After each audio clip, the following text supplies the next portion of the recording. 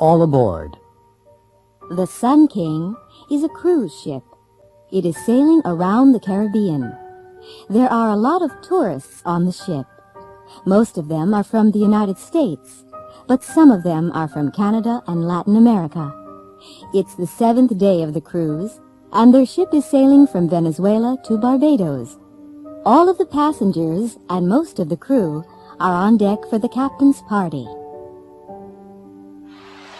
Hello, my name's Pierre Lafontaine. I'm from Montreal. Hi, I'm Heather Hillman. Where do you come from? I come from Montgomery. Montgomery, where's that? It's in Alabama. Haven't you heard of Alabama? Oh yes, of course, Alabama. It's in the South.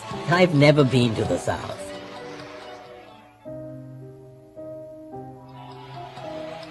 What a terrible party. Oh, really? Do you think so? Yes, I do. Oh, by the way, my name's Marianne Wilson. I'm Tom Gray. Nice to meet you. I work in a bank. What do you do? Well, I'm captain of this ship. It's my party. Oh, I'm so sorry. That's okay. No problem.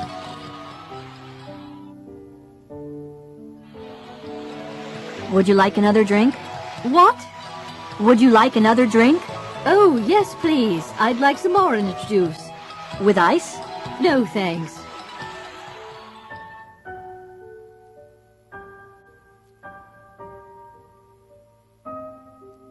Using the telephone. 2 1 2 3 3 2 1 5 0 6. That's it. Thank you for calling XYZ Records Incorporated. You are in a call waiting system. Please hold. Your call is very important to us. As soon as an operator is free, we'll talk with you. XYZ, can I help you? I'd like to speak to James Singh, please. Which department? Accounting? Please hold. I'm connecting you. Thank you for calling Lemon Computers. If you are calling from a touch-tone phone and you know the extension number you require, you may dial it now or at any time during this message. For sales and marketing, press 1 now. For customer service, press 3 now. For all other inquiries, press 0. Or stay on the line and someone will assist you shortly. Thank you for calling Lemon Computers. Lemon Computers, may I help you? Can I speak to Simon Hertz, please? One moment. Let's see. I press 0 first, then the area code and number. What's the area code for Honolulu? Oh, right, 808. 808 725 9316. Operator, Hello, this is a collect call. what name? Sanuski. Paula Sanuski. Can you spell that, please? That's Sinewski. Just a moment. Please hold. Thank you. When you call directory assistance, you hear a recorded message. Listen to these 5 conversations. 1. Directory assistance, what city? Minneapolis, please. What name? Nelson, Mr. P. 1999 Stinson Boulevard in Columbia Heights. Thank you for calling Minnesota Telephone. The number is 334-9045. 2. Directory assistance, what city? San Francisco. What name? Slick, Ms. G. At 2400 Fulton Street, San Francisco. Thank you for calling Pacific Bell. The number is 685-0124. 3. Directory assistance, what city? Miami. What name? Buffett, J. On Alton Road in Miami Beach. I don't know the address. Thank you for calling Southeast Bell. The number is 766-5501. 4. Directory assistance, what city? Boston, please? What name? Knight, J.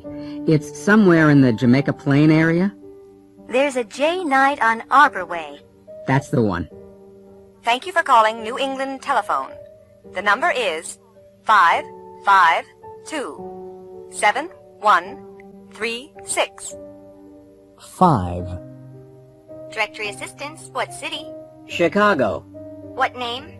Butterfield. P. On 59th Street. By the Midway Airport. Thank you for calling Illinois Bell. The number is 401-0033.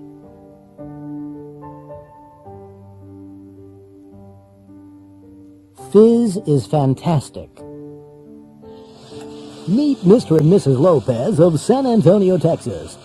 They have 3 young children, and they have to do a lot of wash. There are 2 piles of dirty clothes on this table. With this pile, we're going to use new Fizz, and with that pile, we're going to use another leading detergent. We have 2 identical washing machines here. The only difference is Fizz. While the machines are working, let's have some coffee. Okay, both machines have stopped, and Mr. Lopez has taken the clothes out.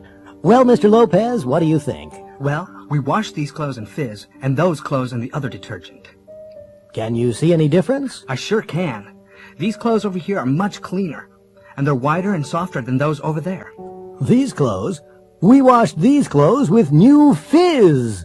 That's right, Brian. It's really much better than our usual detergent. Our clothes have never been cleaner than this. So which detergent are you going to use from now on? New Fizz, of course. It's the best detergent we've ever used.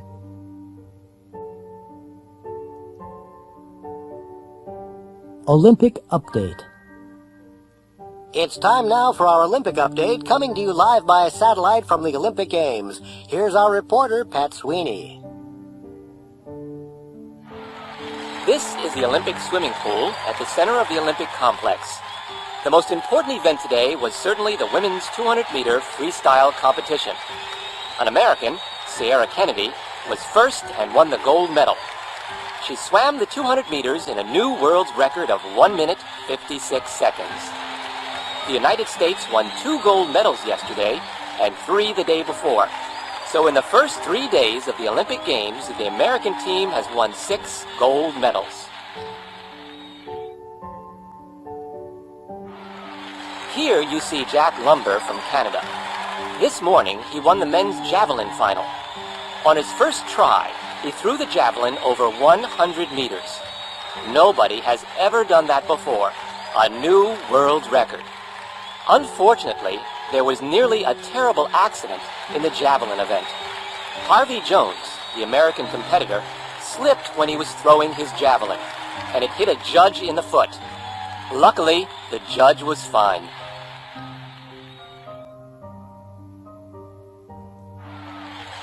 Here we are in the Olympic Gymnasium.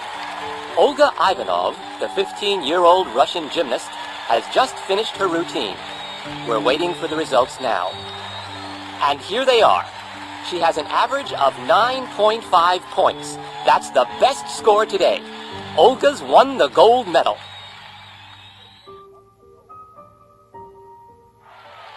We're waiting for the last jumper. Ted Kelly from Great Britain is going to jump. The bar is at 2.30 meters. Now he's beginning his last try. And he's jumped. Oh, he's crashed into the bar. He's landing. The bar's fallen. Is he hurt? No, he's all right. He's getting up and walking away. But he's a very disappointed man.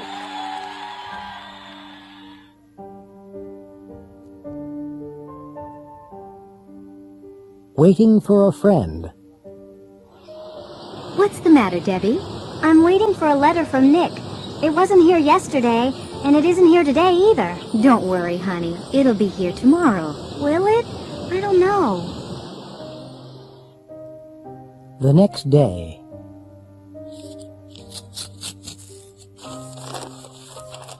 Mom, it's here. And Nick's coming to Pittsburgh. Oh, really? When? He'll be here next Monday. What time will he be here? You have classes on Monday. He'll be on the 7:40 train. Oh, Mom, can he stay with us? Well, I don't know. Oh, okay, sure. I've heard so much about him, I'd like to meet him. The next Monday. Debbie, the train won't be here for 10 minutes. Let's get a soda or something. No, thanks, Mom. You guys get a soda. All right. Where will you be? I'll be right here. 10 minutes later. Well, the train's late. It'll be here soon. Mom, can you and Sarah wait in the coffee shop? Why, dear? I want to say hello to Nick on my own. Is that okay? Sure. But we've just had a soda. We'll be in the bookstore right over there. Thanks, Mom. I won't be long. Listen to the station announcements. The trains will be late. When will they be here? 1. The train from Philadelphia will be 5 minutes late. The new time of arrival will be 6:50 p.m. on track 3. 2. The 7:15 p.m. train from Cincinnati, continuing on to Philadelphia, will now be here at 7:30 p.m., arriving on track 5. The 7:15 p.m. train from Cincinnati, continuing on to Philadelphia, will now be here at 7:30 p.m. on track 5. 3. There will be a 1-hour delay on the 7:40 from Chicago and Cleveland. The train will now be here at 8:39 p.m. on track 4. We apologize for any inconvenience. 4. The 8:20 arrival from St. Louis will be on track 1. This train will be just 2 minutes late. The St. Louis train will be just 2 minutes late at 8:22 p.m.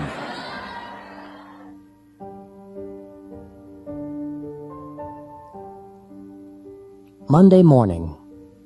What's the matter, honey? Oh, I don't know. Come on, something's the matter. What is it?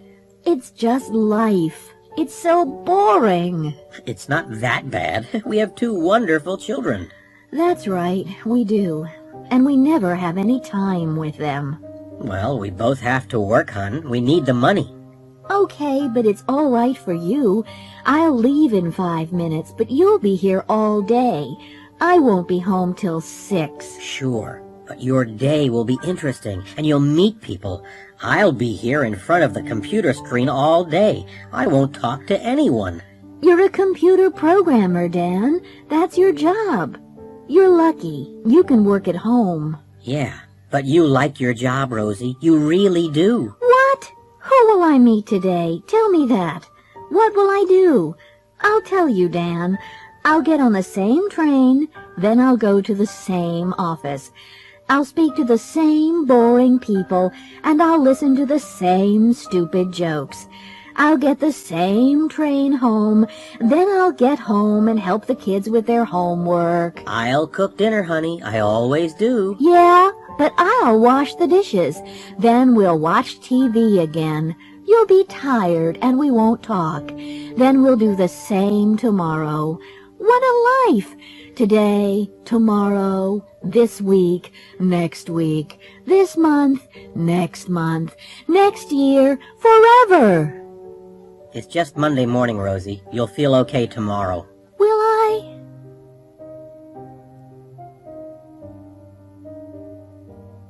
Good luck, Waldo.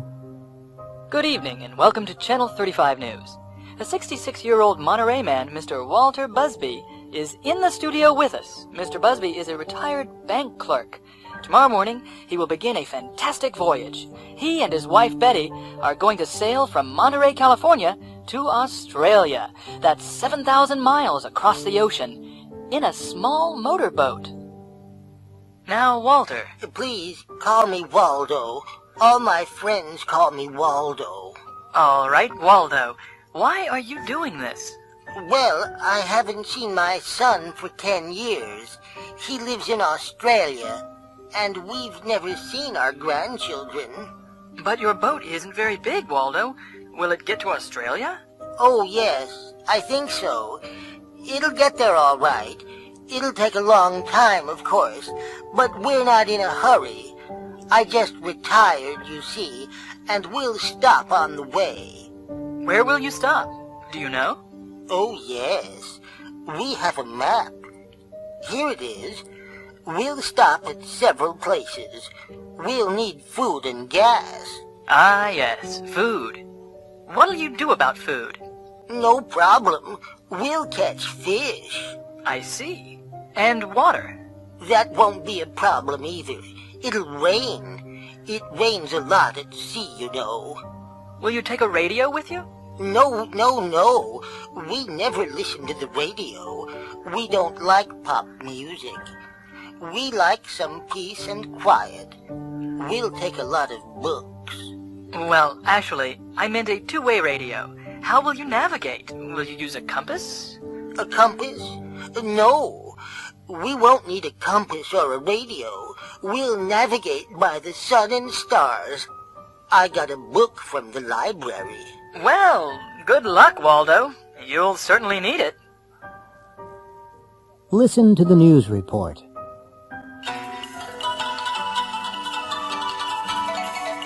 This is Channel 35 News. Walter and Betty Busby are recovering tonight in Monterey Hospital. They left Monterey Bay this morning at 6:30 in their boat, Titanic II. They were sailing to Australia. 7 miles out of Monterey, their engines stopped, and the boat turned over in heavy seas. They held onto the boat, and a helicopter rescued them. This was not Mr. and Mrs. Busby's first accident on the ocean. They have been rescued 3 times before. They were cold and wet, but cheerful. Mr. Busby said, "We're looking for a bigger boat. We'll get to Australia one day. We had some bad luck." It happened to me. A short flight. Last year, I had to fly to London for business. I can't sleep on airplanes, so my doctor gave me some sleeping pills. I got onto the plane, sat down, and took 2 pills. We took off, and a few minutes later I was asleep. When I woke, the flight attendant was shaking my arm. I was the only passenger on the plane. Those pills were strong, I thought. I went to the baggage claim area. I couldn't see my bags anywhere. I went to the information desk and asked about my bags. "Which flight were you on?" asked the desk clerk. "The flight from New York, 7:43, I said. "But you didn't go anywhere, ma'am. Your aircraft had a problem with the engines and it came back. This is New York." Wilhelmina C. Williams, Paterson, New Jersey. Sleepwalker. My kid sister often walked in her sleep. One night I woke up suddenly. My sister was walking out of our room with her eyes closed. I got up and followed her to the kitchen. She opened the fridge and took out some chocolate cheesecake. Her eyes never opened. She ate it, then went back to our room. I told her in the morning, but she didn't believe me. "Look in the mirror," I said. There was chocolate all around her mouth and nose. Candy Faulkner, Oxford, Mississippi. What a nightmare. I once had a terrible nightmare. I dreamed I was in a hotel room on the 40th floor. The hotel was on fire. Smoke was coming under the door. I couldn't open the window. I hit it with a chair, but I couldn't break it. The room got hotter and hotter, and the smoke got thicker and thicker. This is the end, I thought. Then I heard a crash. Right then, I woke up. I was at home in my own bed, in my own room, and the room really was full of smoke. The window was open, and a firefighter was climbing into the room. He rescued me. My apartment was on fire. Jackson Burns, Seattle, Washington.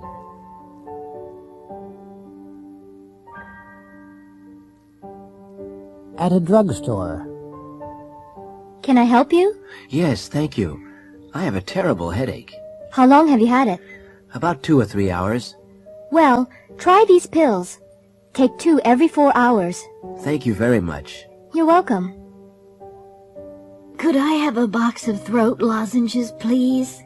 With antiseptic or without? With. There you go. Will that be all? Yes, that's all. Sorry, I only have a $50 bill. Okay, out of 50. Here's your change. Thank you. You're welcome. Could you fill this prescription, please? Sure. Do you want to wait? How long will it take? It'll be ready in about 20 minutes. Oh, I'll come back later. All right. It'll be waiting. Should I pay now or later? Later will be fine.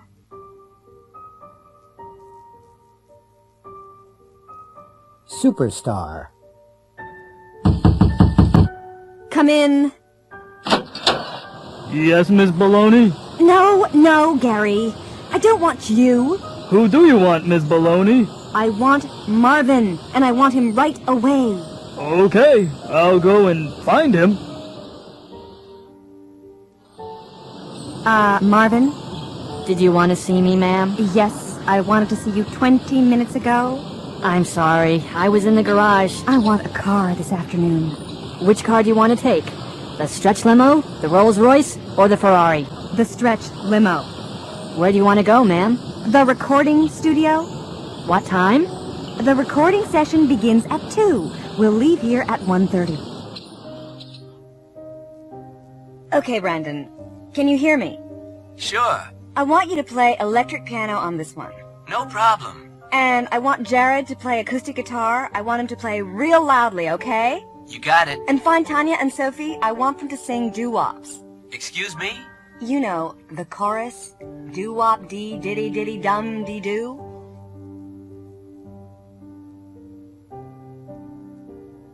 Look, feel, taste, sound, smell.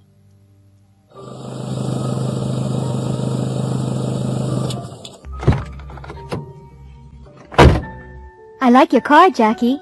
Oh, you do? I've only had it for a week. It looks very expensive. Really? I guess new ones are expensive, but this one's used. It is? It doesn't look like a used car. It looks brand new. It feels cold in here. It does? Yes, really cold. Is the heat on? Yes, it is. It'll feel warmer in a minute.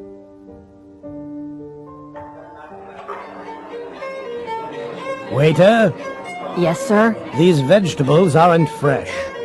But they are fresh, sir. Well, they don't taste fresh to me.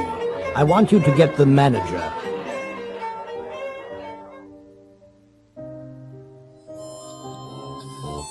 I'd like you to listen to my new stereo, Eduardo. Does it sound all right? Yes, it sounds fine to me.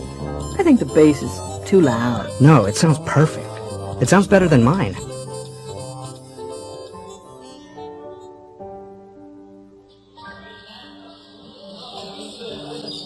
Have you changed your perfume? Yes, why, do you like it? Yes, it smells wonderful. What is it? It's Roseanne by Devlon. It smells expensive, is it? I don't know. It was a present.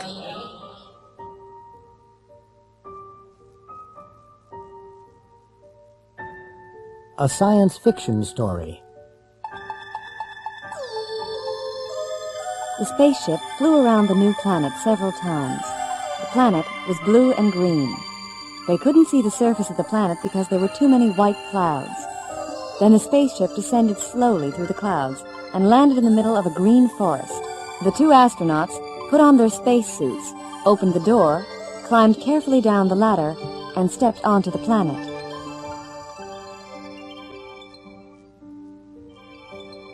The woman looked at a small control unit on her arm. "It's okay," she said to the man. "We can breathe the air. It's a mixture of oxygen and nitrogen." Both of them took off their helmets and breathed deeply. They looked at everything carefully. All the plants and animals looked new and strange. They couldn't find any intelligent life. After several hours, they returned to their spaceship. Everything looked normal. The man turned on the controls, but nothing happened. "Something's wrong," he said. "I don't understand. The engines aren't working." He switched on the computer, but that didn't work either. "Eve," he said, "we're stuck here. We can't take off." "Don't worry, Adam," she replied. "They'll rescue us soon."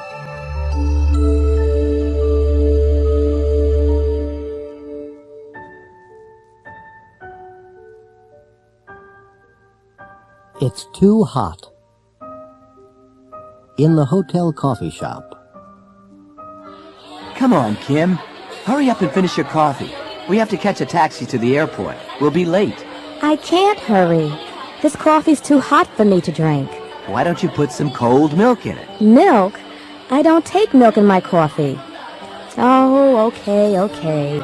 Is it cool enough for you to drink now? Yes, but it tastes awful. At the airport. Oh, no. The global counter looks a mile away. Ooh. What did you put in these suitcases? Rocks? Only clothes?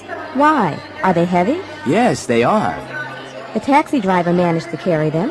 Well, they're too heavy for me to carry, and I don't see any luggage carts. Well, I'm not strong enough to help you. Porter, over here, please. On the plane. Oh, Mike, I didn't tell you. My sister called this morning. Oh? Which one? Tiffany? Yes? She wants to get married. Married? She isn't old enough to get married. She's only 17. Who does she want to marry? Mark McIntosh. Mark McIntosh, the actor? I can't believe it.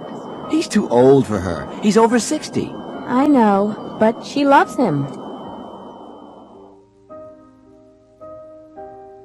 At their destination.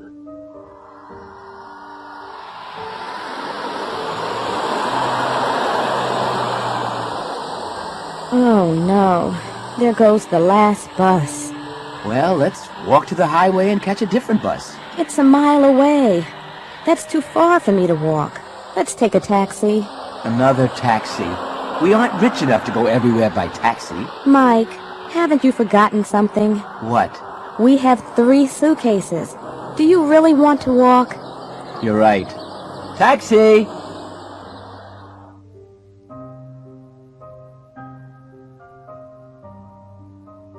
Two phone calls.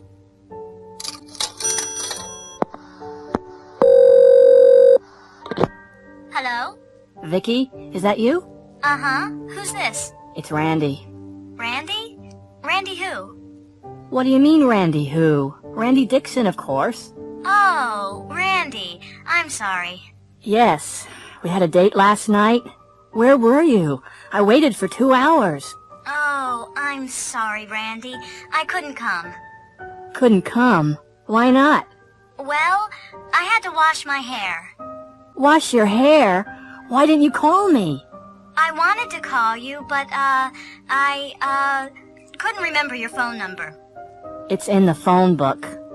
Yes, of course, but, I couldn't remember your last name. Oh. But why did you have to wash your hair last night? Well, I had to do it last night because I'm going to see a play tonight. To see a play? With who? George McQueen, my boss's son. I see. He asked me yesterday, and I couldn't say no. Listening. Listen to the next phone call. Who is the manager talking to? Now listen again and check true or false. Hello? Good morning. This is the First State Bank. My name's Bridget O'Connor. I'm the manager. Oh, yes? Did you get my letter? What letter was that? Well, I wanted to see you. I called yesterday, but I couldn't get an answer. Was that in the morning? That's right. I'm sorry, I wasn't here. I had to see my doctor. I've had problems with my leg. I wanted to ask you about your account. My account? Yes. You wrote a check for $1,000 last week. $1,000? Yes, and there's only $152.95 in your account. But I don't have an account with First State. Now look here, Mr. Trump. Mr. Trump?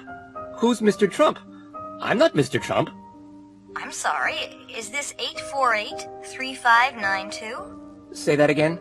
848-3592. Ah! This is 848-3952. My name's Sikorsky. You have the wrong number. Oh.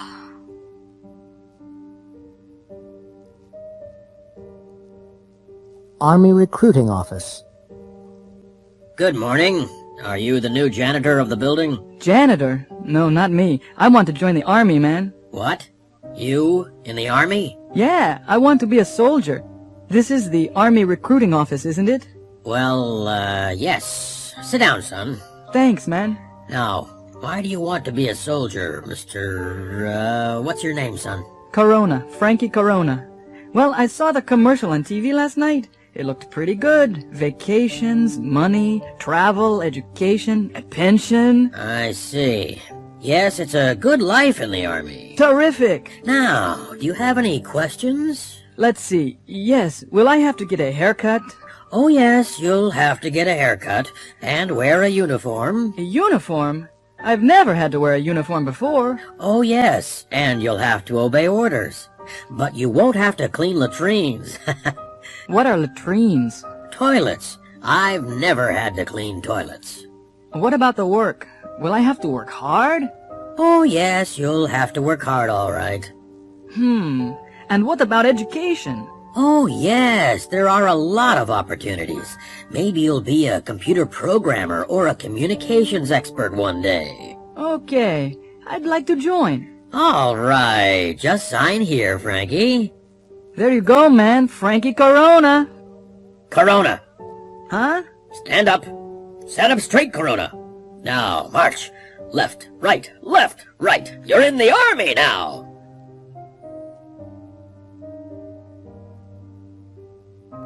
A traffic survey. All major cities have traffic problems. Toronto has too many cars and not enough parking spaces in the city center. Traffic moves slowly downtown and parking costs are extremely high. The planning department wanted to change the traffic system, so they conducted a traffic survey. They interviewed a lot of people in downtown Toronto. 1. David Chang is 58. He learned to drive when he was 18. He's been able to drive for 40 years. He lives about 20 miles away. He always comes downtown by car. 2. Leila Patel is 25. She's been able to drive for 6 years, but she doesn't have a car. She hasn't been able to save enough money. She lives about 35 miles away. She always comes into town by train. 3. Douglas Mackenzie is 20. He's had a lot of driving lessons. He's taken the driving test 3 times, but he hasn't been able to pass the test yet. He lives near the city center and works in a mall downtown. He usually walks to work. 4. Mr. and Mrs. Hawkins are both over 65. They've never been able to drive. They've never learned. They don't live far from downtown, and they occasionally come downtown by streetcar. 5. Excuse me, ma'am? Yes? We're doing a traffic survey. Could I ask you a few questions? Okay. Your name is? Green. Michelle Green. And, how old are you? 29. Can you drive? Sure. And how long have you been able to drive? Since I was 19. Uh-huh. Where do you live? Oxford Street. Ah, that's not far away. How do you usually get downtown? By bicycle. By bicycle? That's unusual. Thank you. Oh, is that all? Yes, that's it. Thank you very much. 6. Excuse me, sir? Yeah, what? May I ask you a few questions? Questions? About what? You're not from the police, are you? No. It's just a traffic survey, that's all. Well, all right then. What's your name? Jones. Wayne Jones, eh? How old are you, Mr. Jones? 22, eh? Can you drive? Yeah, but I don't drive much. How long have you been able to drive? About 4 years. But I told you, I don't drive much. I come into town on my motorcycle. It's a Harley Davidson. It's over there, the red one. Where do you live, Mr. Jones? The university. I'm a student, eh? Oh, really? Yeah, I'm studying philosophy.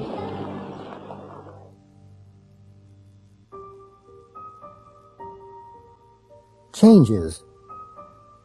Why do you want to study computer programming? Well, I lost my job last month, and I haven't been able to find another one. I see.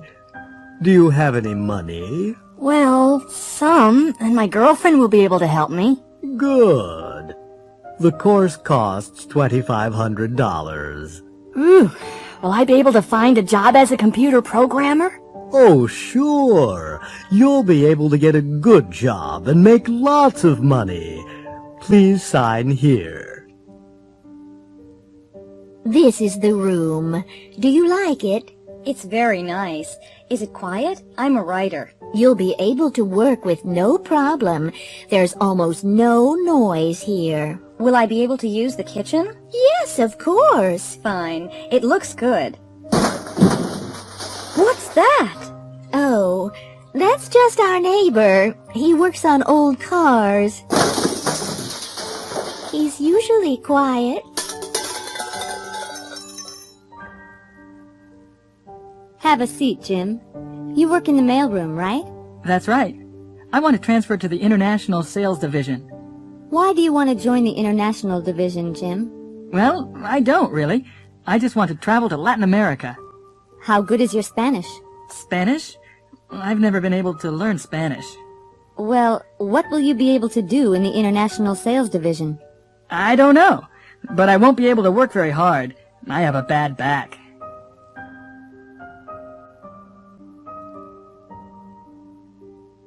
Checks and money.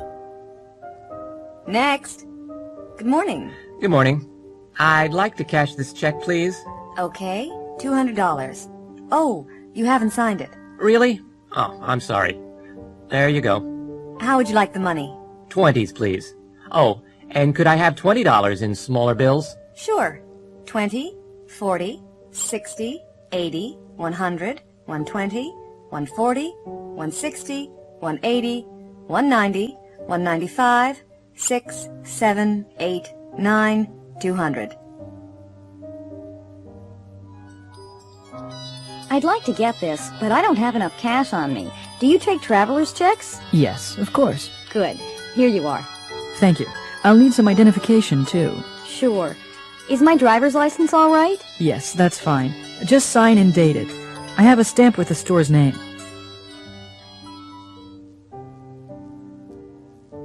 Hello, can I help you? Thank you. My name is Toshiko Akiyama. I'm expecting a transfer from my bank in Tokyo. Let me see. Here it is, Akiyama, $2,000 from the Fuji Bank in Tokyo. Do you have your driver's license with you? No, but I have my passport. Will that be all right? Yes, of course. Excursion to Egypt. I'd like to make a reservation for the excursion to Egypt leaving July 16th. The one at the Cleopatra Hotel? That's it. How far is it from the hotel to the beach? About a 2-minute walk. Good.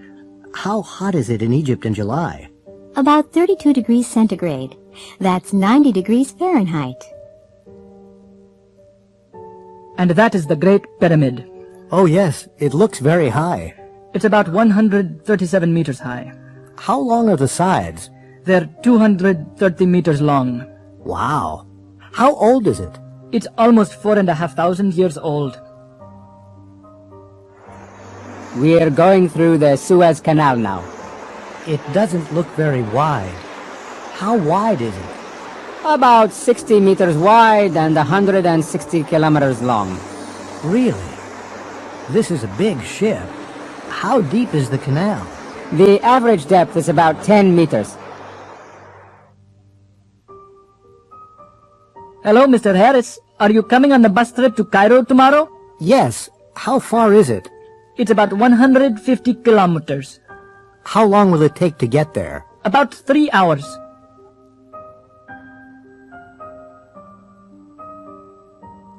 Everybody's in a hurry. 10 years ago, Ford Studebaker had an accident in his car. He was driving quickly and carelessly. After the accident, his wife said, "Ford, you're an old man now. You have to drive more slowly and more carefully." Ford has not had an accident since then. He always drives slowly, very slowly. But the drivers behind him often get angry. They sometimes have to stop suddenly, and then other cars crash into them. Ford always drives in the middle of the road, and other drivers can't pass him. They sound their horns and flash their lights because they want Ford to go more quickly. But Ford never notices them, and he never sees the accidents behind him. When he reads about the accidents in the newspaper, he says to his wife, "People drive more carelessly these days. Everybody's in a hurry. I don't understand it." Natasha Taranova is a tennis star. She's one of the best players in the world. She hits the ball hard and fast, harder and faster than any other player. But many people dislike her because she often behaves badly. She sometimes gets very angry. Last year, she shouted at the crowd and broke her racket on the ground during the final of the Texas Championship. She didn't play well and lost. This year, she played better and won the final. Unfortunately, she got very angry and behaved worse than last year. She threw her racket at the umpire. She will never be able to play in the Texas Championship again.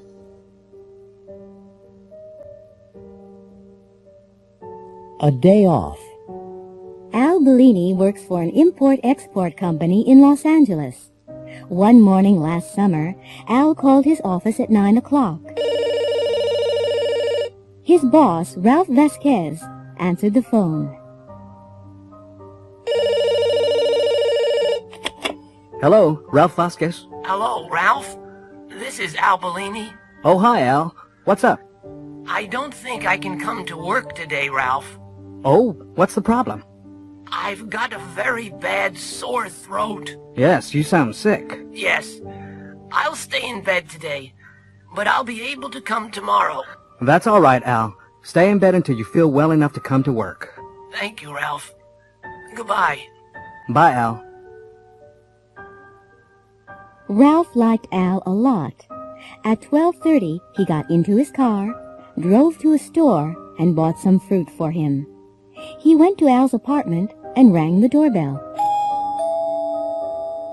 Al's wife, Stella, answered the door.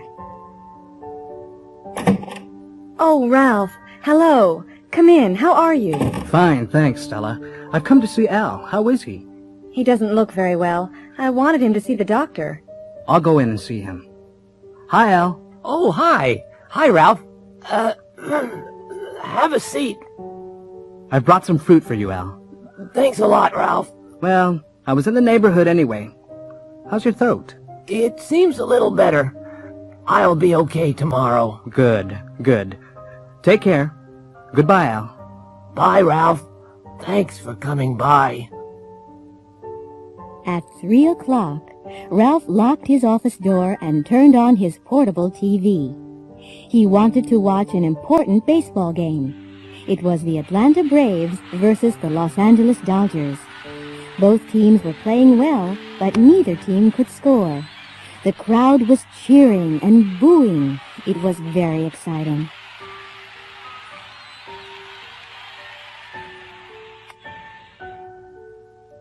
Then at 3:20, Sam Zapata of the Dodgers hit a home run. Ralph jumped out of his chair. He was very excited. He was smiling happily when suddenly the cameraman focused on the crowd. Ralph's smile disappeared, and he looked very upset. Al Bellini's face, in close-up, was there on the screen. He didn't look sick, and he didn't sound sick. He was smiling happily and cheering wildly.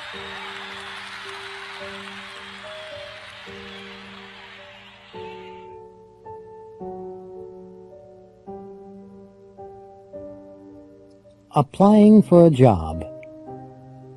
How do you do? It's Paula Chandler, isn't it? Yes. How do you do? Have a seat. I'm Art Miranda, and I have your application form here. I just want to check the information.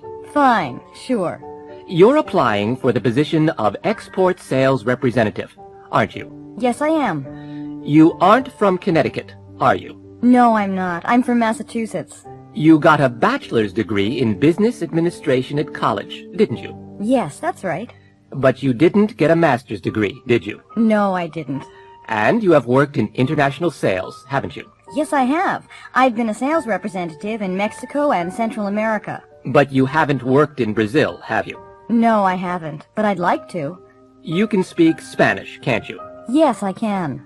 But you can't speak Portuguese, can you? No, I can't, but I'd like to learn Portuguese. Come in. Have a seat. It's Paul Lanier, isn't it? Yes, that's right.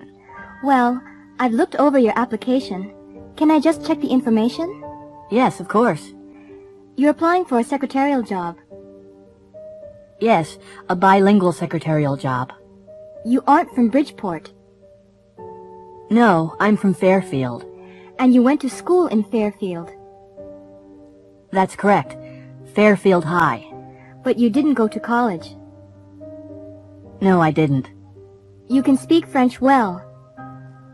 Yes, my parents are French-Canadian. But you can't speak German. No, I can't. But I can speak Spanish. You've been a secretary for 2 years. Yes. But you haven't stayed in one job for much time. No, I haven't. I've worked in some awful places.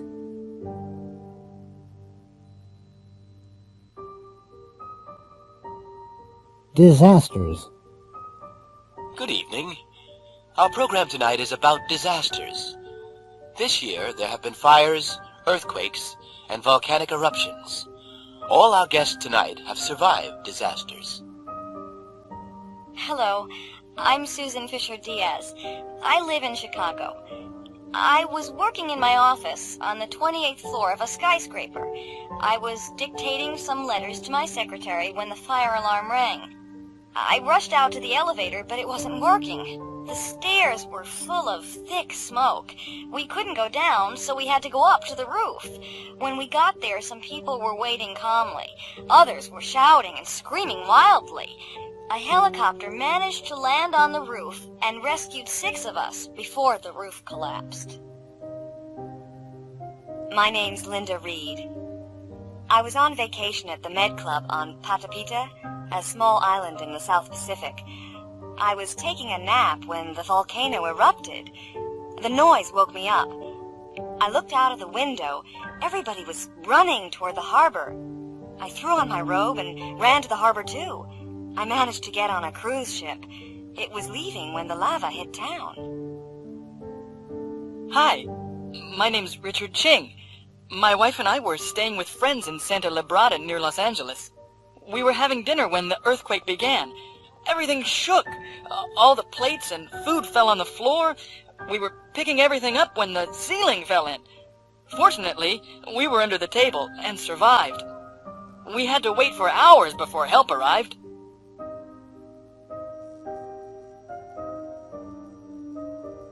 Traveling by air. 1. Global Airways announces the departure of the 11 o'clock flight GL189 to Houston. This flight is now boarding at Gate 4. 2. British Airways announces the departure of the 11:30 Concorde service BA001 to London. Would passengers for this flight go immediately to Gate 16? 3. Would passengers for the 11:25 Aeromexico Flight 149 to Mexico City please go immediately to Gate 13, where this flight is now boarding? 4. This is the last call for Japan Airlines 1045 Flight 215 to Tokyo. This flight is now closing at Gate 30. Do I check in here for Global Flight 179 to Caracas? Do you already have your ticket? Yes, I do. Thank you. May I see your passport? There you go. Can you put your luggage up here, please? Sure. Just one case? Yes, that's all. Did you pack the case yourself? Yes, I did. And you haven't left it anywhere, have you? No, it's been with me all the time. Are there any electrical items in the case? No, there aren't. Okay, that's fine. Do you have a seating preference? Yes, I do. I'd like a window seat, please. Fine. Seat 12A. Here's your ticket and your boarding pass. Thank you. The flight leaves from Gate 4 in the South Terminal. Please report to the gate by 10:30. Enjoy your flight.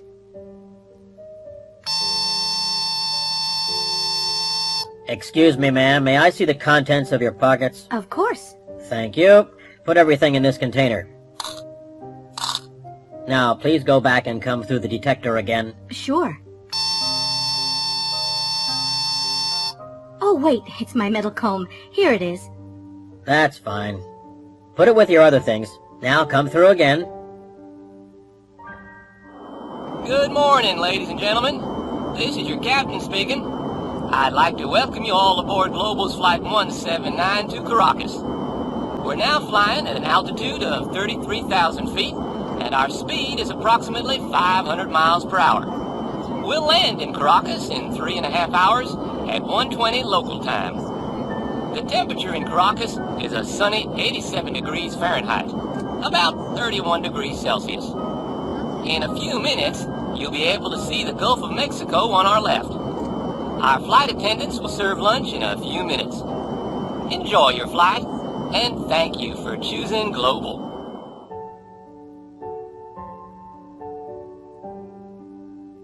I've cut myself. Ow! This knife's sharp. I've cut myself. Let me see. Oh, you haven't cut yourself badly. It's just a scratch. But it's bleeding. It's not bleeding much. I'll get a Band-Aid. Did you see the play on Channel 13 last night? No, I didn't. What was it? Romeo and Juliet. I cried. You cried? Why? Well, it was very sad. At the end, Romeo killed himself, and then Juliet killed herself. It sounds dumb to me.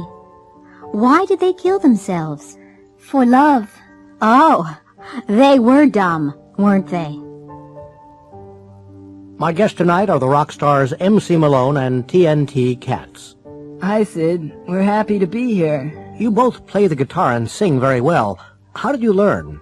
Well, we just bought some guitars, and we taught ourselves. You taught yourselves. Terrific. I'm sorry I'm late. Oh, that's all right, Yolanda. Yesterday was my first wedding anniversary. Congratulations. Thanks. We went to that new restaurant on Bank Street. Did you enjoy yourselves? Oh, yes. We had a very good time. Have you seen my new microwave oven? No, I haven't. Oh, it's fabulous. It has an automatic timer. It can turn itself on and off, and it cleans itself.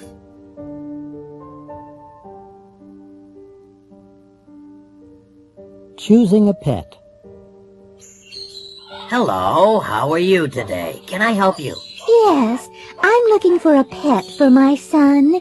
Can you suggest anything? What kind of pet does he want? A traditional pet? A cat or a dog? Or something unusual? Well, he'd like a snake or an alligator, but he isn't going to get one. We have a nice dog right now, a Rottweiler. A Rottweiler? Oh, no. I've heard about them on the news. They're very big and mean. Oh, no, ma'am. They aren't as mean as some dogs. Really? Yes, really.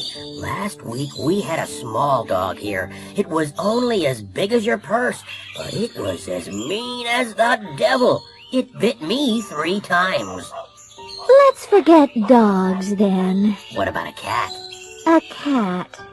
They aren't as friendly as dogs, are they? No, but they don't eat as much as dogs either, and they're very clean. Or what about a bird, a parrot or a parakeet? We have both. Which do you recommend? Well, parakeets aren't as easy to train, and they never speak as well as parrots. Yes, but parakeets don't need as much space as parrots, do they? That's true. Parakeets are very popular because they're so easy to keep. Yes, but they're a little noisy, aren't they? I want a quiet pet. A quiet pet? Well, what about a goldfish?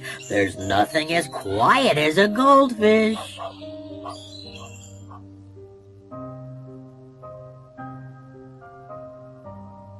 an interrogation.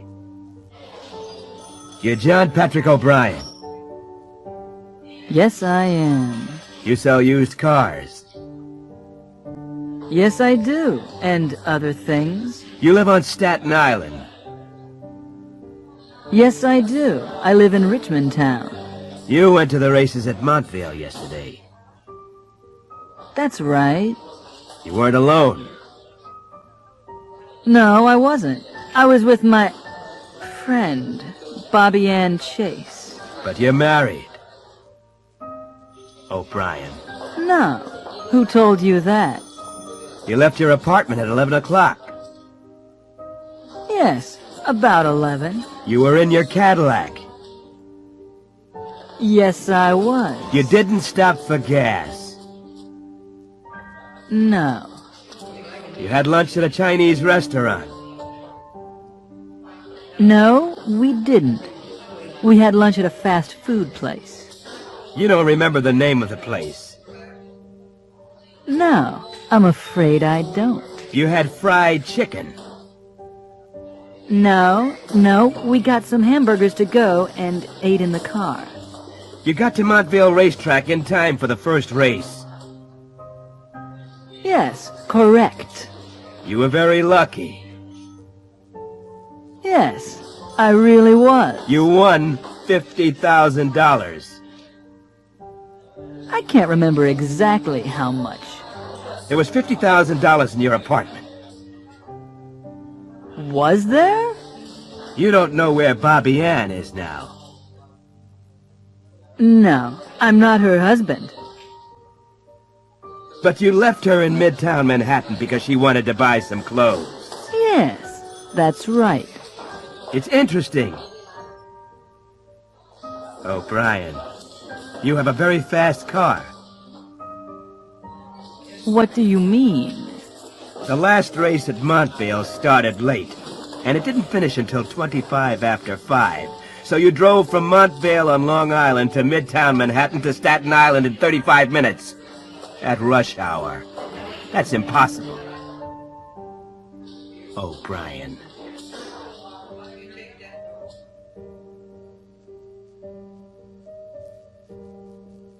Going to a party. Hi, great to see you. Come in. Hi, Jake. I'm not the first, am I? No, the others are all in the dining room. The food's in there. Let me take your coat. Thanks. Oh, I brought some flowers. Thank you. I'll put them in some water right away. Is Bruce coming? He's already here. Go on in. Hi, Kate.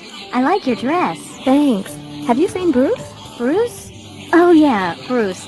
He was here a second ago. Have you had something to eat? No, not yet. The vegetables and dip are over there. Help yourself. Thank you. There's some salad over here. And there are some potato chips and nuts on the table. Okay. See you later.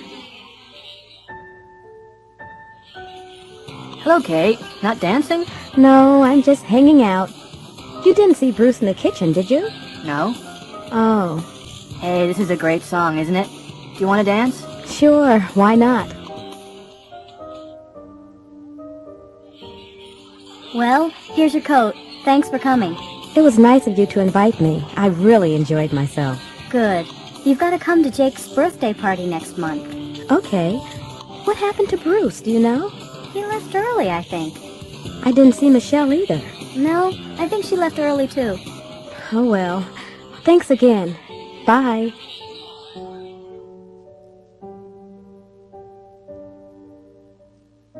Together again. Kelly Strong and Rod DeBiro are in the studio. They're acting in a scene from Together Again. In the movie, Kelly is Constance, a young nurse in Africa. Rod is Armand, a famous zoologist. Okay, scene 34, take 8. Let's try it again. Action. I love you, Armand. I love you too, Constance, but I have to go. I know. But perhaps we'll never see each other again. We will, Constance, because we love each other. Cut, cut, cut. That's not good enough. Take 5, everybody. Okay, Kelly. Come over here. Now, I know you don't like Rod, and I know he doesn't like you. Like, we hate each other, you know that. But you're actors, and in the movie, Constance and Armand love each other, right? Right, but... No buts! You have to look at each other. You have to touch each other, smile at each other, hold each other, and kiss each other, right? Right, but it's not all my fault. You know Rod, he's selfish. He only thinks about himself. He talks about himself all the time, and he only wants to see himself on film. I've heard this before, Kelly. Rod said exactly the same about you.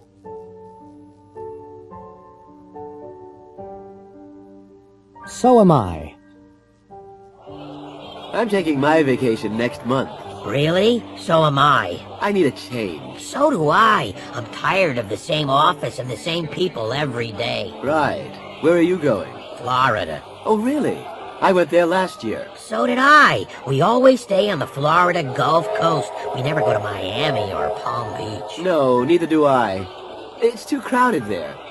Where exactly are you going? Sanibel Island. It's about 50 miles south of Sarasota. Do you know it? You're kidding. No, I'm not. I've been there 3 times. Well, so have we. And we're going there this year, too. Not to the Sand Dollar Resort. Yes, why? Well, I'll see you there. That's my hotel, too.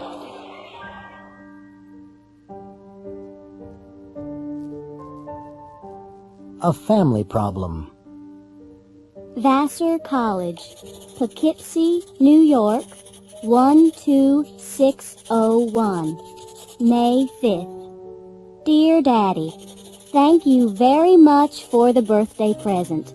I was very pleased with the Porsche, but I didn't like the color, so I'm going to take it back and change it. I saw Mark again yesterday. You're worried about him, aren't you? Well, don't worry about him. He's all right. He's very good at his job. He's a drummer in a rock band. I'm going to come to Washington next weekend. I'll bring Mark so you can meet him. Love, Caroline. P.S. We love each other very much. He isn't interested in your money.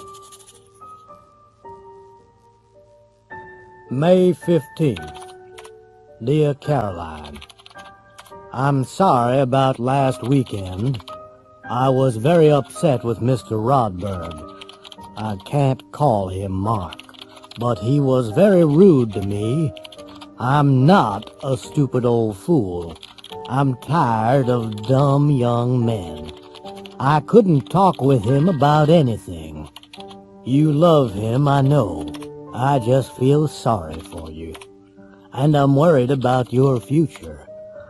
Your friend likes rock music. He isn't interested in anything else. He isn't interested in you at all. You're making a terrible mistake. And I'm glad he isn't interested in my money because he isn't going to get any of it. Love, Daddy. Signed for Senator Calhoun in his absence by Joseph D. Pollard, Secretary to the Senator.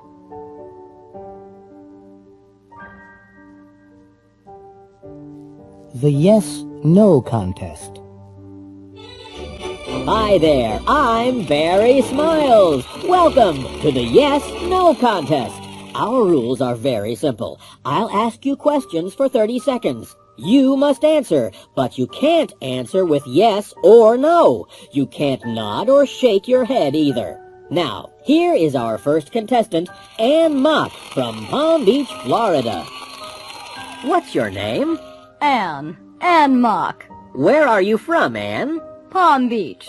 Did you say Palm Springs? No, Palm... Oh, I'm sorry, Ann. You said no. Our next contestant is Chuck Fleener from St. Louis, Missouri. It's Dr. Fleener, isn't it? That's right, but call me Chuck. Fine. You aren't nervous, are you, Chuck? I'm not nervous. Did you shake your head? I didn't. Are you sure? Yes, I'm... Oh, I'm sorry, Chuck. Better luck next time. Now, here's our third contestant. He's Richard or Apollo from Washington, D.C. Hello, Richard. Hello, Barry. You work in a bank, don't you? That's correct. Do you like your job? I enjoy it very much. Oh, do you? I said I enjoy it very much. Now, you aren't married, are you? I am married. Is your wife here tonight? She's at home in Washington. So she isn't here? Of course not. Do you have any children? I have 2 children. 2 boys? A boy and a girl. And... that's 30 seconds! You've done it, Richard! Isn't that wonderful, everybody? He's won tonight's jackpot prize! A brand new, fully automatic dishwasher!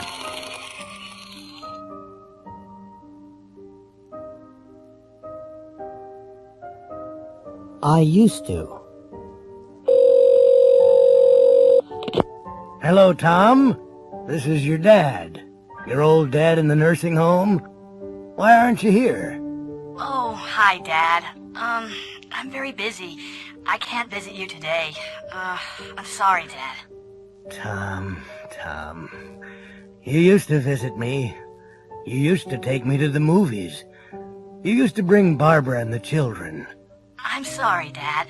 We'll come for your birthday. My birthday? It's today.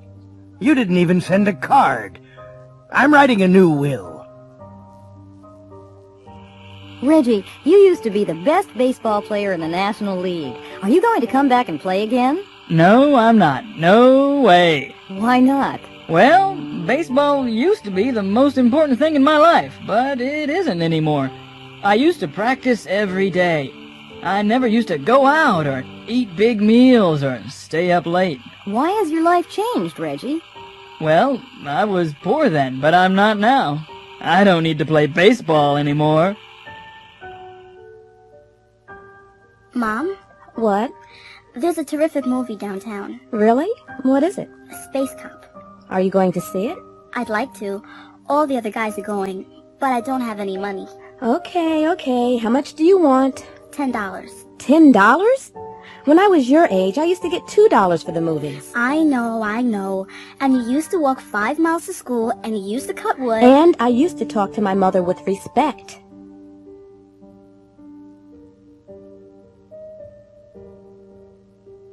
A busy office. Yes, Erica, what is it? Bob Hudson wants to speak with you, JP. I'm very busy right now. Ask him to call back later. All right. Oh, and Erica, tell Chris to fax the sales report to the Toronto office. Okay, anything else? Yes. Tell Helen not to call her friends on the office phone. All right, I will. Hello? This is Mr. Powell's assistant again. I'm afraid Mr. Powell's very busy right now. Could you call back later? All right, thanks.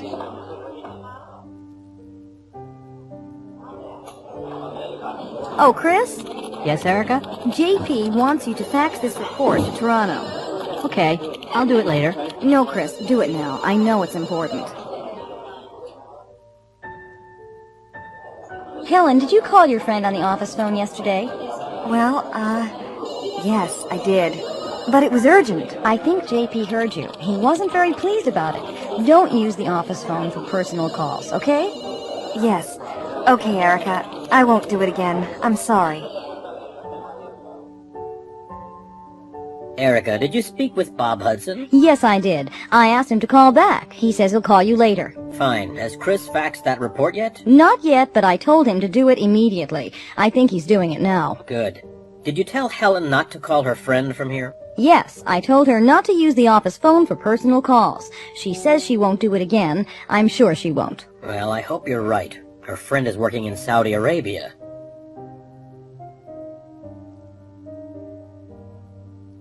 The smuggler.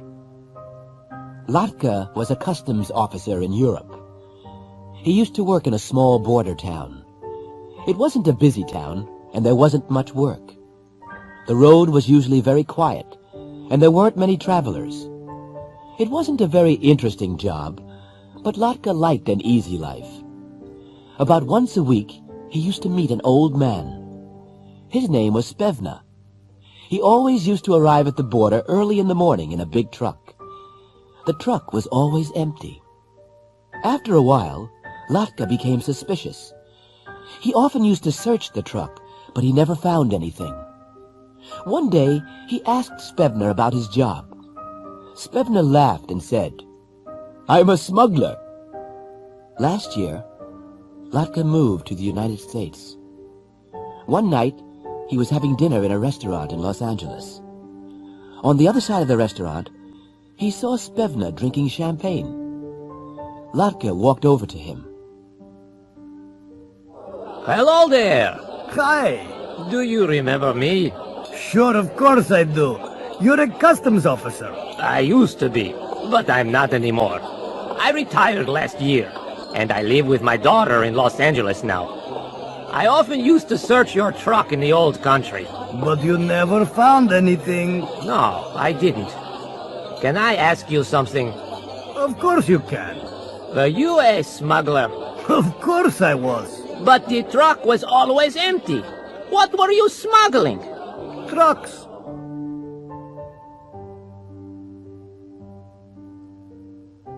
Opinions. Good afternoon, Mrs. Archer? Yes? I'm from Channel 5 TV.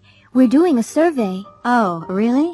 Could I ask you a few questions? Well, first, did you watch TV last night? Yes, after dinner, from about 7 o'clock. And did you watch any of our programs? Yes, most of the evening, till 11. So you saw Animals in Focus. What did you think of it? It was very interesting. I like wildlife programs. So you're interested in wildlife? Uh-huh. That kind of program always interests me.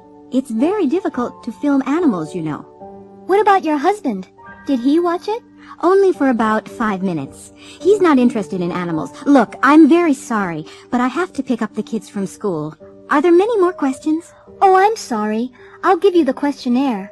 Could you and your husband complete it and mail it to us? Sure. First of all, Animals in Focus. What did you think of that? Great. Really great. It was educational, just right for the children. And chimpanzees always amuse me. Much more amusing than Lenny Hill in the next program. Some of his jokes are quite shocking. And young children are watching television at that time of night. Uh-huh. What about Texas, Texas? The worst kind of TV. This kind of program annoys me. It's all just money and sex. Not interesting. Okay. And the report on violence in the cities. What did you think of that? A very important program. The problem of violence worries everyone. The news? The news always interests me. There isn't enough news on TV. And lastly, the horror movie. Well, horror movies like this don't frighten me at all. I just turn them off.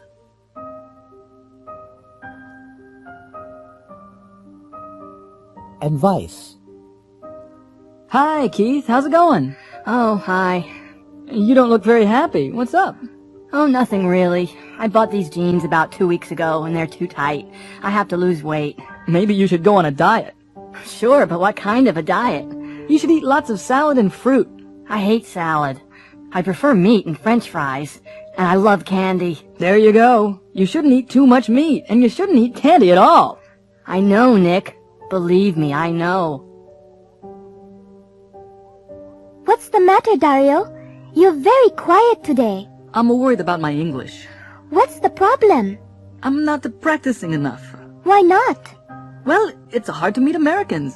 You should go out more. Where should I go? Maybe you should join a gym or take a class. Americans never speak to me. Well, you should speak first. What can I talk about? Sports. They're always interested in sports. Hello, Brian. You look tired today. Yes, I'm working too hard. You should take a few days off. I know I should, but we're just too busy. I'm working 12 hours a day. 12 hours a day? You're going to kill yourself. What else can I do? Maybe you should quit. I can't. I need the money.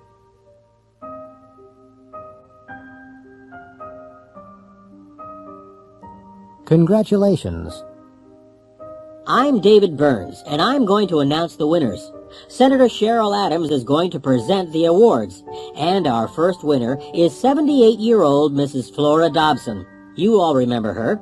She's a very brave woman. She's the one that knocked out a robber with her walking stick. Step over here, Mrs. Dobson. Congratulations, Mrs. Dobson. Is that the stick that knocked him out? Pardon me? Oh, yes. This is the one, all right. This is the one that knocked him out. I hit him like this. Oh, dear. You won't hit me, will you? Well, thank you, Mrs. Dobson. Pardon me? Thank you. Thank you. And our second winner is Mr. Mac Foden. He's the one that drove his truck into Silver Creek and saved a town. Congratulations, Mr. Foden. You were very brave. How's your leg? Not too bad now, thank you, Senator. And now we have a pair of twins, Mandy and Marie Fox from Wisconsin. You all remember them. They're the ones that pulled a 9-year-old boy from a frozen lake last January. Well done. Which one of you is Mandy and which one's Marie? I'm Mandy. And I'm Marie. Next, we have Travis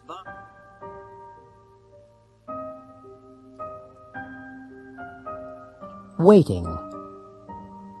Hi, Amber. Is the boss in? Yes, Steve. Miss Arnold's in her office and she's waiting for you. Oh, has she been waiting long? Yes, she has. She got in at 20 to 10. 20 to 10? So she's been waiting for 20 minutes? Wow, I'm in trouble. Well, she isn't very happy. Well, Vera Parker, hello. Are you waiting to see Dr. Lightfoot? Hi, Alice. Yes, I am. How long have you been waiting? Well, let's see. I've been waiting since 9 o'clock. So you haven't been waiting long. It's only 10 after 9. Right, I haven't. I've been reading this magazine. There's an interesting article here about operations. You shouldn't read that, Vera. You'll be worried. No, I won't. I enjoy medical articles, you know. I've been reading about heart surgery. There are some great pictures. Look. Alice? Alice, are you okay? Dan, call the waiter again. I've been trying to call him, Sally. But Dan, we've been sitting here for 20 minutes, and I'm not going to wait any longer. I'm sorry, Sally, but he's talking to that woman. Yes, I see. He's been talking to her since we came in. Excuse me, waiter. Yes, ma'am. Do you want your check? The check? We haven't seen the menu yet.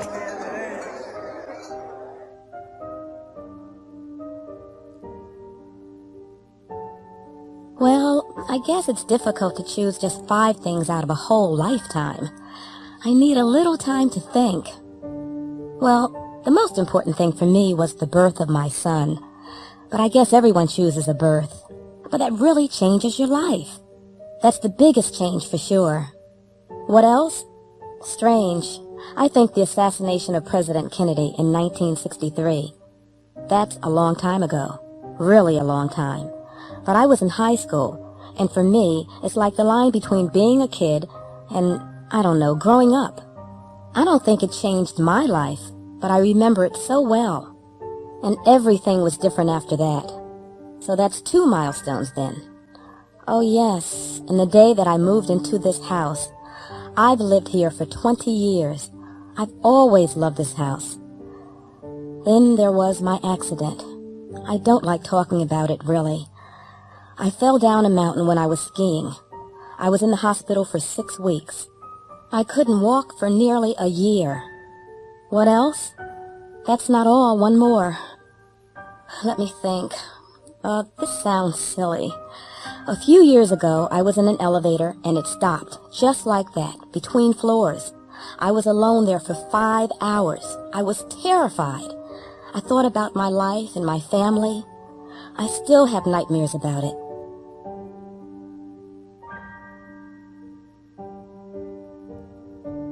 A court case. A few months ago, there was a bank robbery in San Francisco. The police arrested a man and a woman. They're in court now. Mrs. Cato saw the robbery. She's on the witness stand. The judge and the 12 members of the jury are listening to her. A lawyer is asking her some questions. Now, Mrs. Cato, you saw the bank robbery, didn't you? Yes, I did. You saw a man, didn't you? That's right. I saw him when he went into the bank and when he came out. Now, look around the court. Do you see that man? Yes. He's the one. He's the man I saw. He wasn't alone when he went into the bank, was he? No, he wasn't. He was with a woman. Now, do you see that woman in the court? Yes. There. She's the woman I saw. I see, Mrs. Cato. Now, look at the man and woman again. This is very important. Are you absolutely sure about them? Absolutely sure. They're the people I saw. Now, Mrs. Cato, what was the man wearing when he went into the bank? I don't remember everything, but I remember his hat and his bag. Look at Exhibit A on the table. Is that the hat? Yes, that's the hat he was wearing. And Exhibit B? Yes, that's the bag he was carrying. Do you remember anything about the woman? Yes, she was wearing a black wig and red high-heeled shoes. How do you know she was wearing a wig, Mrs. Cato? Because it fell off when she was running to the car. Look at Exhibit C on the table. Is that the wig? Yes, that's the wig she was wearing. And Exhibit D, look at the shoes. Yes, they're the shoes she was wearing. Thank you, Mrs. Cato.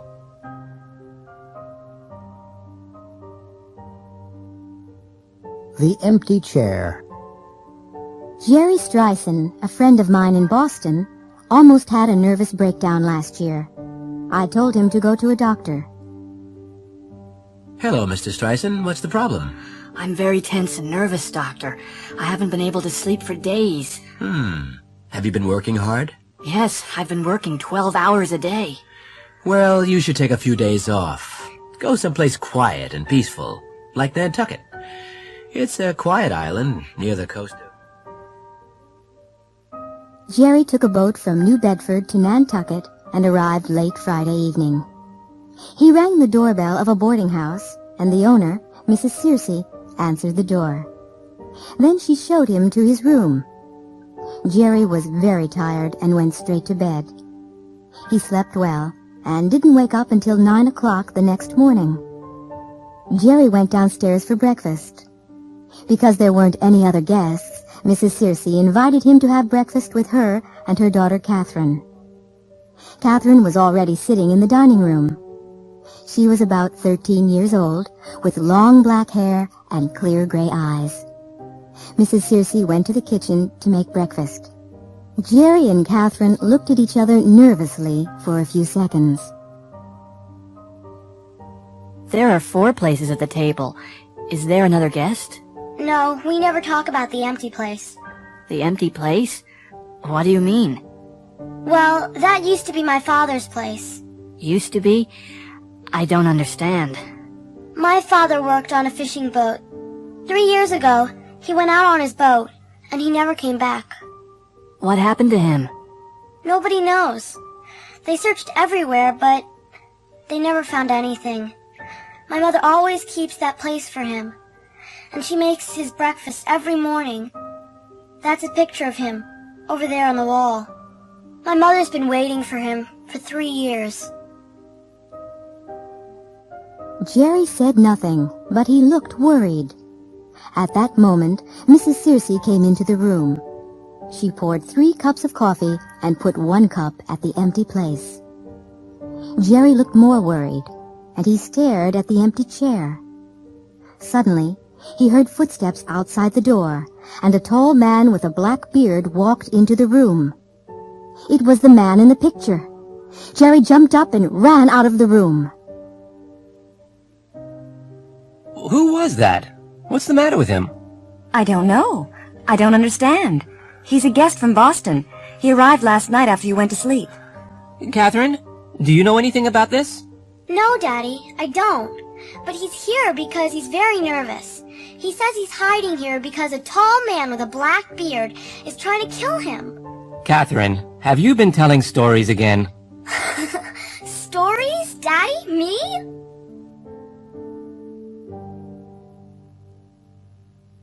How long?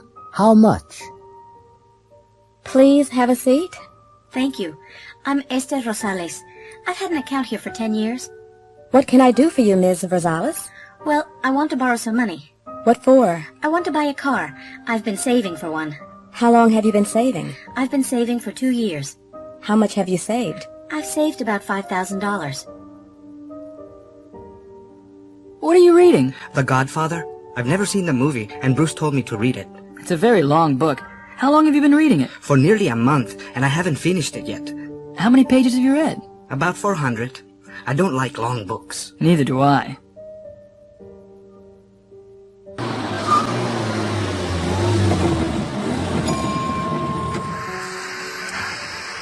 Yes, ma'am. What can I do for you? Hi. Fill it up, please. Regular unleaded or super? Regular unleaded. It's nearly empty. I've been driving all day. Oh, really? How far have you driven? About 400 miles. From Atlanta. That's a long way. Check the oil? Yes. Okay. And finally, news about Kimberly Lewis, the athlete from Pennsylvania. Kimberly is jogging across the United States from New York to Los Angeles. She has just arrived in Kansas City, Missouri. Kimberly left New York 2 months ago and has traveled nearly 1,300 miles. Kimberly has collected nearly $300,000 for physically challenged children. She has used 12 pairs of running shoes and more than 100 pairs of socks.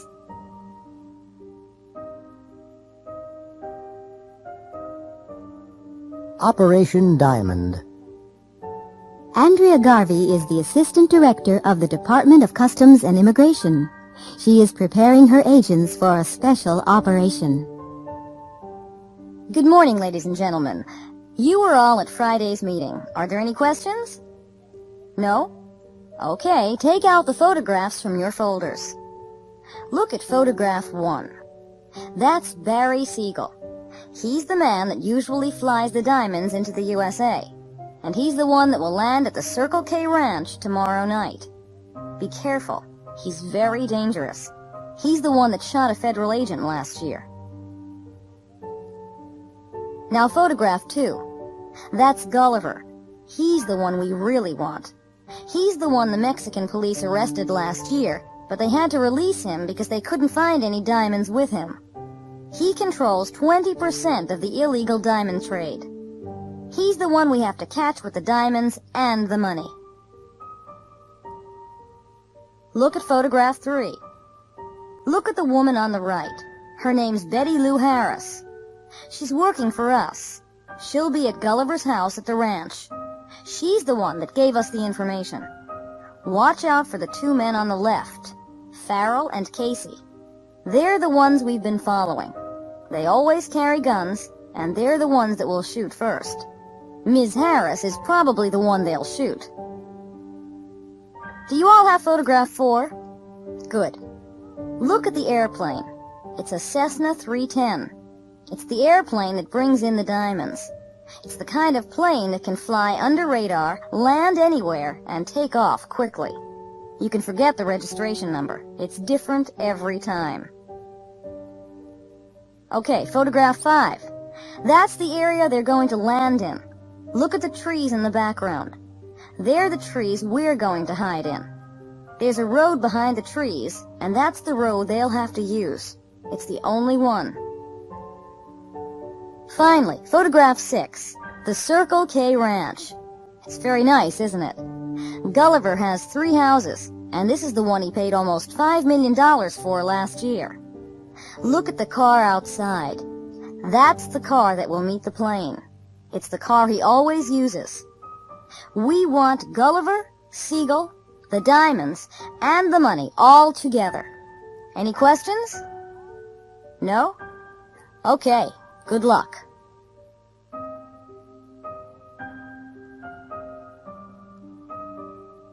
Making reservations.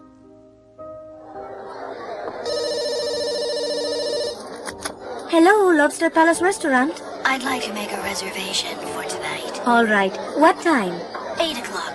8 o'clock. For how many? There are 10 of us. 10. We don't usually take large parties. I know, but we are regular customers. What's your name, please? Diana Ross. Miss Ross. Of course, that will be all right. Party of 10 at 8. I'd like to get 2 seats for the concert on Thursday. Where would you like to sit? I'm not sure.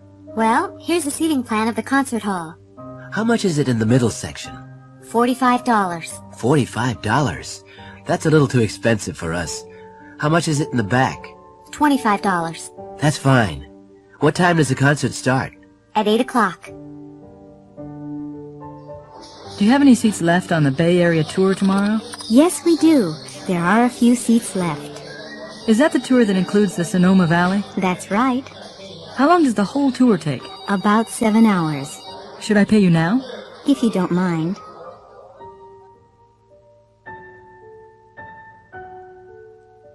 A new job. Jeff, have you seen this ad in the New York Sentinel? Yes, I saw it, but I'm not interested in finding a new job. I've been here since I left college. I like working here. Really? I've only been here for 3 years, and I'm already tired of doing the same thing every day. I'm afraid of getting really bored. Oh, come on. It's not that bad. You'll do the same thing there every day. Yes, but the salaries are good. I'm not interested in making more money. I have enough now. I can never have enough. Of course, you live at home with your parents. I like living with my parents. What's wrong with that? Nothing. But I like being independent. I like traveling, and I enjoy meeting new people. I'm going to apply for the job. Well, good luck.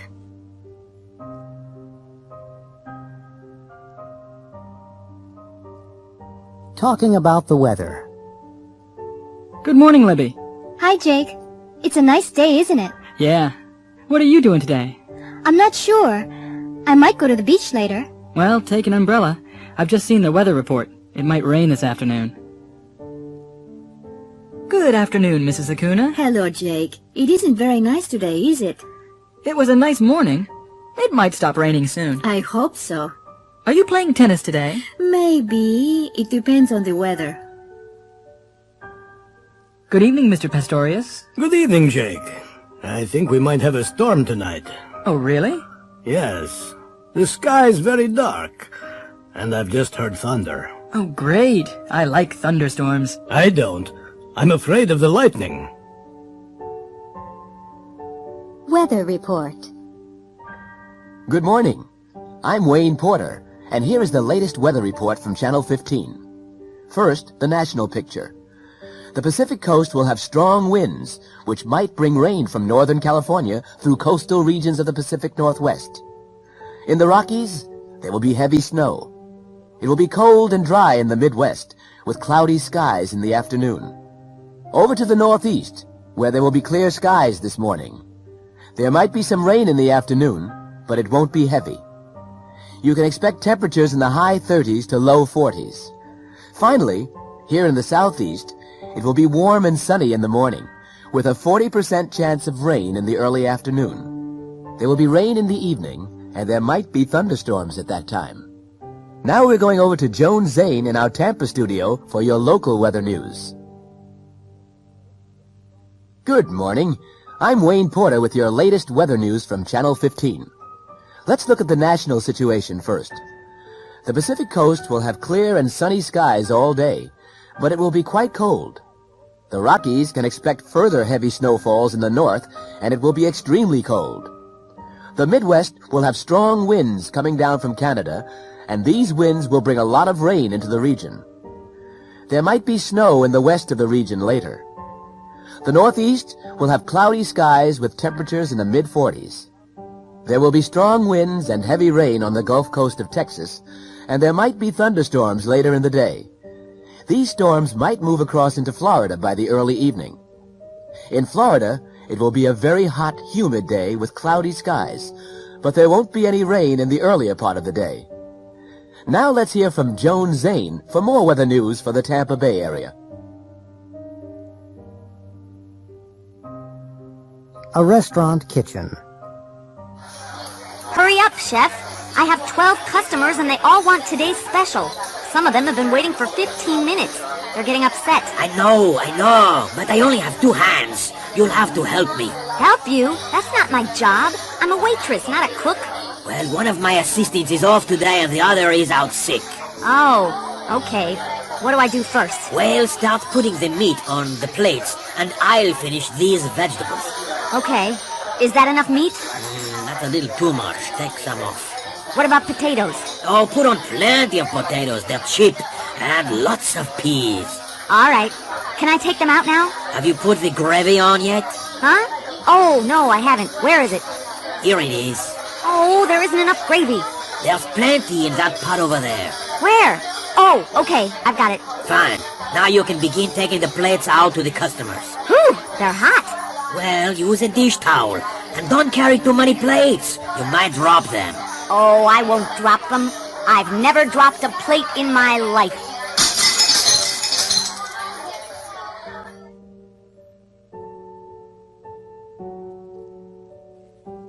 Asking for directions.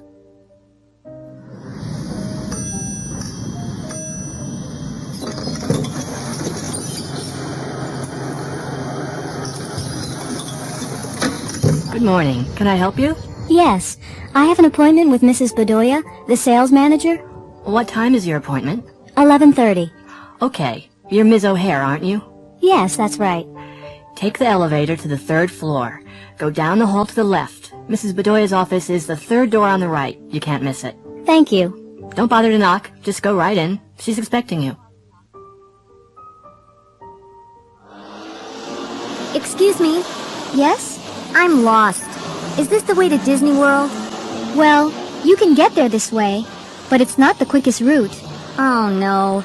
Well, can you tell me the best route? Sure. Turn around and go back to the expressway. Turn left and go on until you get to the interstate. That's the I-4. The I-4? That's right. Turn left on the interstate and follow the signs for Tampa. That's I-4 West. You'll see signs to Disney World after a few miles. It's exit 26.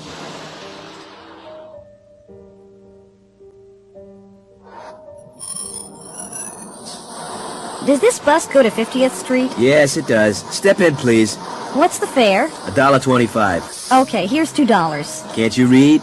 Exact change only. Oh, okay. I have 5 quarters here. Can you tell me when we get to 50th Street? Okay. Thanks a lot.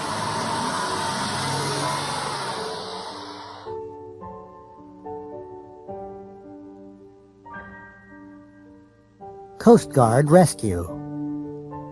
This is the KLLN Radio News Desk. It's 5:15. A Coast Guard helicopter is trying to rescue a man who has fallen down a cliff in Point Reyes, about 15 miles north of San Francisco. The man is lying on a small beach at the foot of the cliff.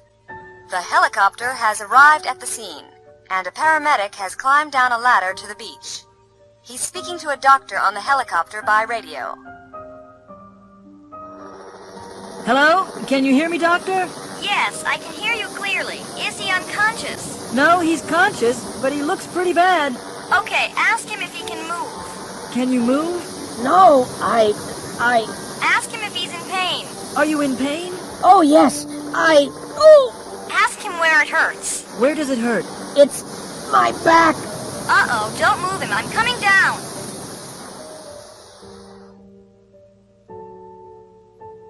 Bob Atkinson is the editor of the Daily Sun. He's sending a young reporter, Lois Gold, to interview the singer Duke Williams. Now, I've arranged an interview for 4 o'clock at his hotel. Ask him lots of questions. You know, ask him if he likes the city, ask him what his next record will be and when he recorded it, and ask him where. Ask him all the usual questions, but don't ask him how old he is, okay?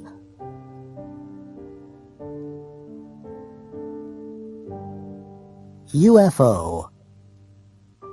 Dick and Janet were driving along a quiet country road in Ohio. They were on their way to Cincinnati. It was almost midnight. Dick, look over there. There's something in the sky. What is it? I don't know what it is.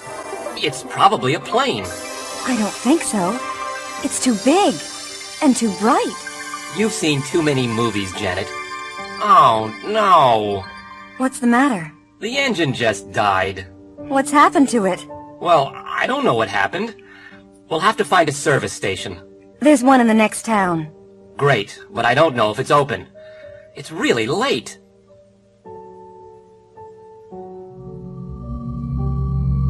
Suddenly, there was a loud noise, and a big, bright silver object flew low over their car. It stopped in midair, turned around, and flew back over their car. Then it went straight up into the sky and disappeared. Wow! What was that? Huh? Don't ask me. I have no idea what it was. Phew. Let's go. We can't. The car won't start. Try it again. That's strange. It's okay now. I wonder why it wasn't working. Do you think it was a UFO? I don't know. I really don't. We should call the police. Do you think they'll believe us?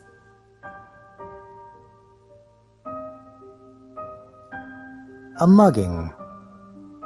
One night, Sarah Garcia, an elderly widow, was walking down a dark street in Philadelphia. She was carrying her purse in one hand and a shopping bag in the other. There was nobody else on the street except two young men. They were standing in a dark doorway. One of them was very tall with light hair.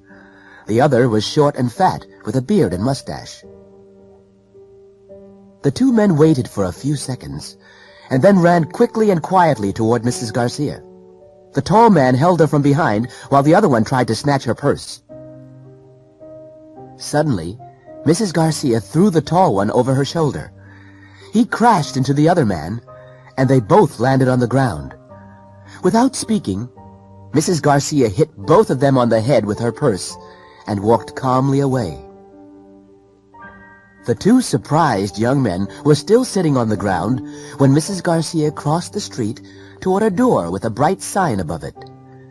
Mrs. Garcia paused, turned around, smiled at them, and walked into the Philadelphia Judo Club.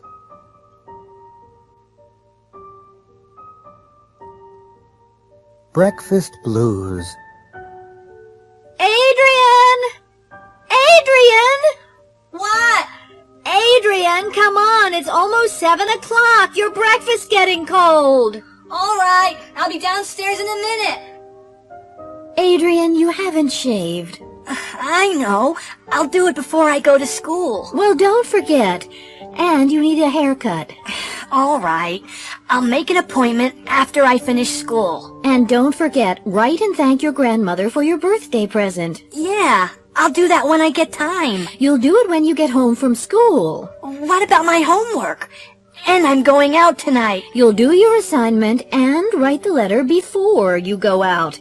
Where are you going anyway? Just out. Who with? A friend. Which friend? Just a friend from school. What's her name? Susie.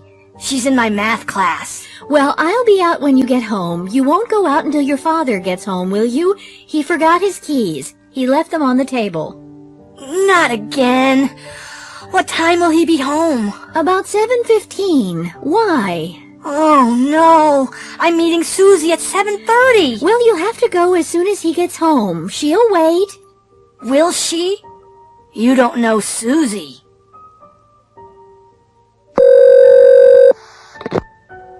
Hello? Hi, Susie. It's me. I'm sorry. Who? It's me, Adrian. Adrian Roth? Oh, hello, Adrian. What's wrong? It's about tonight. I might be late. I'll have to wait until my dad gets home. He forgot his keys. How late? The movie begins at 8 o'clock. Oh, I'll be there before it begins. He'll be home at 7:15. I'll leave as soon as he gets here. What time will you be there?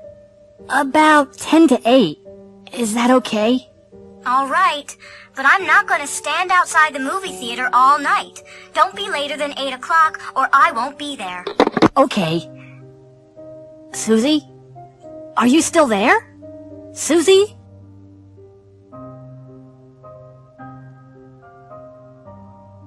General Hospital. Maternity unit.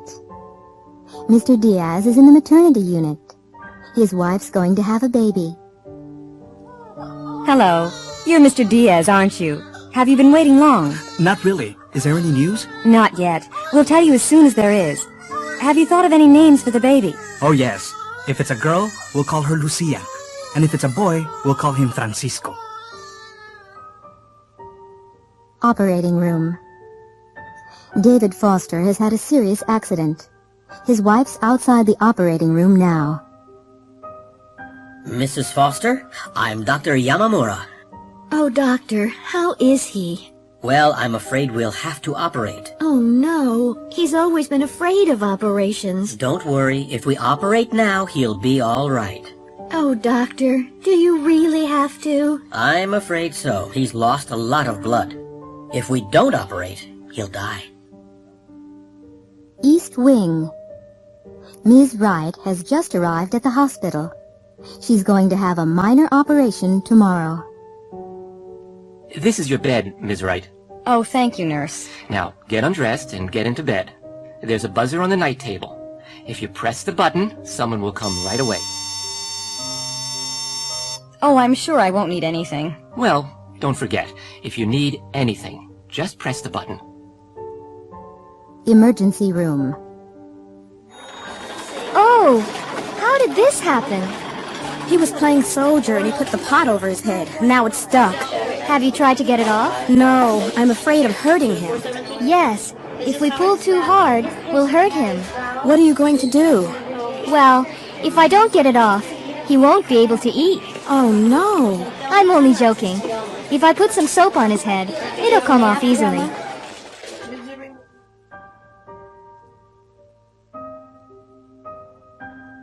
On the road. Lee, you can't park here. There's a fire hydrant. Oh, we'll be back in a few minutes. It's okay. Oh, no, it isn't. You'll get a parking ticket if you leave it here. No, I won't. It's 5:30. All the traffic cops have gone home. Oh, Lee. Yes? Is this your car, buddy?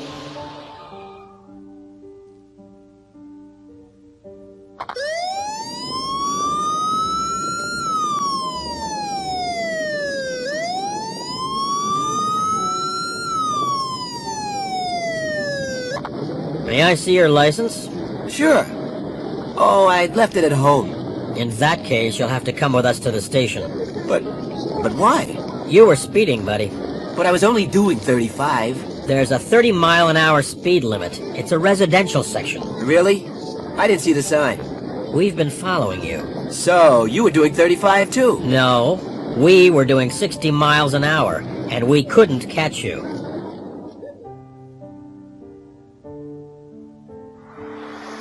Hello, Turnpike Service Station. Hi. I don't know if you can help me. My car's broken down. We have 24-hour service. Where are you? I'm on US 31, just south of Hopeville. My car's just past the Lone Star Cafe. It's a blue Chrysler LeBaron. Do you know what's wrong with it? I have no idea, but it won't start. I'll send a mechanic out to you. She'll be there in about 15 minutes.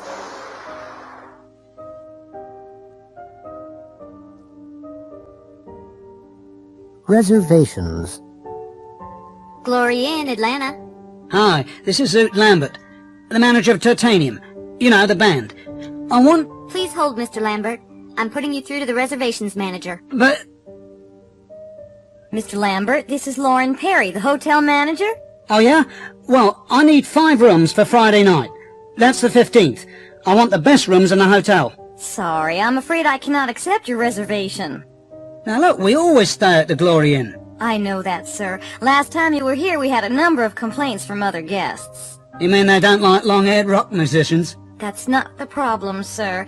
The band used bad language in the coffee shop and threw 2 TV sets into the pool.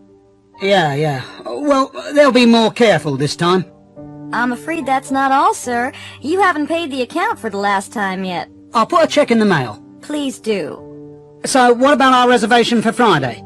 I'll answer that very simply, sir. No way!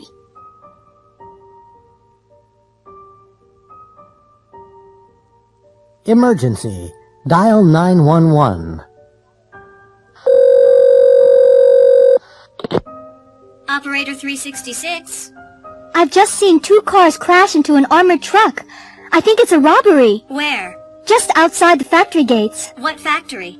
McManus Forge Company on Old Selma Road. The first police car got to the factory 3 minutes later, but it was too late. The robbers had gone. They had knocked out one of the security guards and shot the other. Both guards were lying on the ground near the armored truck. The thieves had taken the payroll for the factory. The police called an ambulance for the guards and questioned 3 people who had seen the robbery.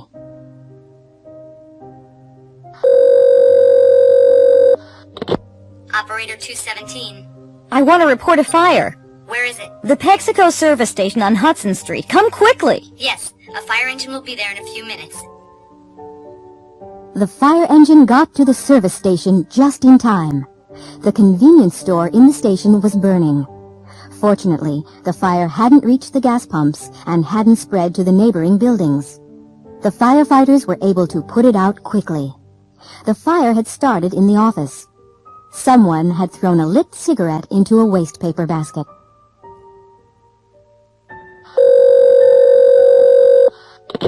Operator 577. There's a boy in the river. I don't think he can swim. I can see him from my window. In the river? Where? Oh, I'm sorry. Near Key Bridge, the Washington end of the bridge. I'll send a paramedic ambulance right away.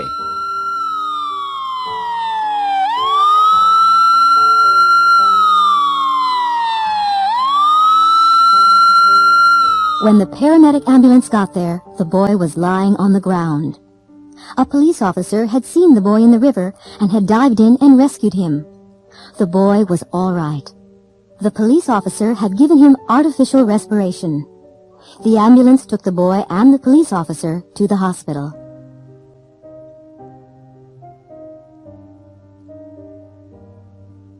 Embarrassing experiences. Reader's letters. Oh, no! Have you ever had an embarrassing experience? Who hasn't? Last week, we asked our readers to tell us about their embarrassing experiences. We received hundreds of letters. Here is a selection. A smart teacher. My most embarrassing experience happened when I had just finished college. I had just started teaching at a high school in Denver. One morning, my alarm clock didn't go off. I had forgotten to set it. I woke up at 8 o'clock, and school started at 8:30. Quickly, I washed, shaved, dressed, jumped in my car, and drove to school. When I got there, classes had already started. I didn't go to the office or the teacher's room, but went straight into my first period class. After 2 or 3 minutes, the students started laughing, and I couldn't understand why. Suddenly, I looked down and understood. I had put on 1 black shoe and 1 brown shoe. Stanley Morris, Boulder, Colorado. Hand in hand. The most embarrassing experience I've ever had happened 2 years ago. My wife and I had driven into New York to do some shopping. The streets were very crowded, and we were holding hands. Suddenly, my wife saw a dress she liked in a store window and stopped. I started looking at some radios in the next window. After a minute or 2, I reached for my wife's hand. There was a loud scream, and a woman slapped my face. I hadn't taken my wife's hand. I had taken the hand of a complete stranger. Gary Hall, Paramus, New Jersey. A parking problem. My husband and I had decided to buy a new house, and I'd made an appointment to see our bank manager. I'd never met him before, and I was a little nervous. I drove into town, and I was lucky enough to find a parking space outside the bank. I just started backing into the space when another car drove into it. I was furious. I opened my window and shouted at the other driver. He ignored me and walked away. It took me 20 minutes to find another space. As soon as I had parked the car, I rushed back to the bank. I was 10 minutes late for my appointment. I went to the manager's office, knocked, and walked in. The manager was sitting behind his desk. He was the man who had taken my parking space. Margaret Larcade, San Antonio, Texas.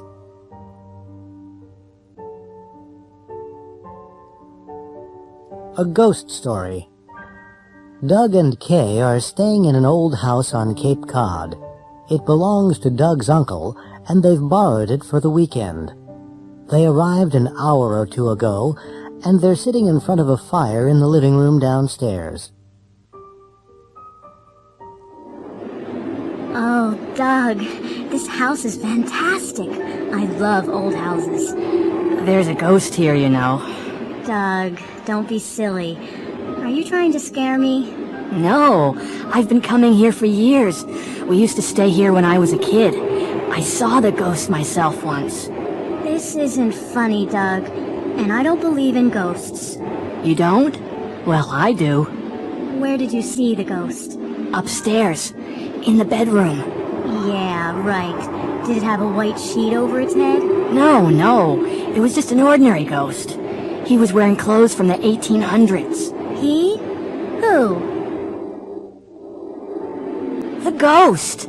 I'll tell you about it. I'd been out walking all day, and I was really tired, so I went to bed early. Had you been reading a book about ghosts? No. Well, go on. What happened? I'd been in bed for 2 or 3 hours. How did you know that it was a few hours? There's an old grandfather clock in the bedroom. You'll see it when we go upstairs. Anyway, the ghost was standing beside it. What did you do? Nothing. What did he say? Nothing. He just stared at me. How did he get into the room? Hadn't you locked the door? Yes, I had. And the window, too. It was a cold, foggy night like tonight. Was there a fireplace? Yes, but it was too small for a man to get down. Anyway, there'd been a fire. What did you do? I sat up and stared back at him. I was too shocked to move. Well, what happened? I don't know how long we've been staring at each other, when suddenly I shouted, and he disappeared. I don't believe it. I didn't believe it myself at the time, but when I told some people who live around here, they believed me. Some of them had seen the ghost themselves. They could even describe him. If you ask them, they'll tell you. Doug, put some more wood on the fire. I'm going to sleep right here tonight.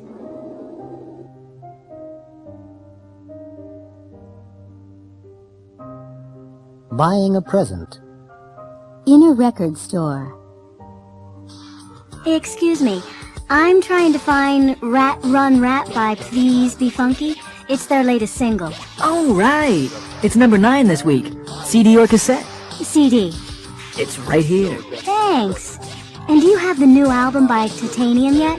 Heavy Metal Murder? Oh, sure, we have that. It's great. You'll love it. Oh, it's not for me. It's for my grandmother. It's a birthday present. In a jewelry store. I'm trying to find a Christmas present for my wife. Okay, what kind of thing are you looking for? I'm not sure, really. Maybe you can help me. How about a bracelet? No, I bought her a bracelet for our anniversary. Maybe a ring, then. These rings are made of 22-karat gold. What kind of stone is that? A diamond, and it's less than $5,000. Oh, well, maybe you could show me some earrings then. In a toy store. Do you need any assistance, ma'am? Thank you. Yes, I'm looking for a toy for my nephew. Okay. How old is he? He'll be 9 on Saturday. What about a skateboard? No, I don't want him to hurt himself. How about a drum set? I don't think so. His father will be upset if I buy him one of those. Do you have anything educational? You see, he's a very intelligent boy. I have the perfect thing. A do-it-yourself computer kit.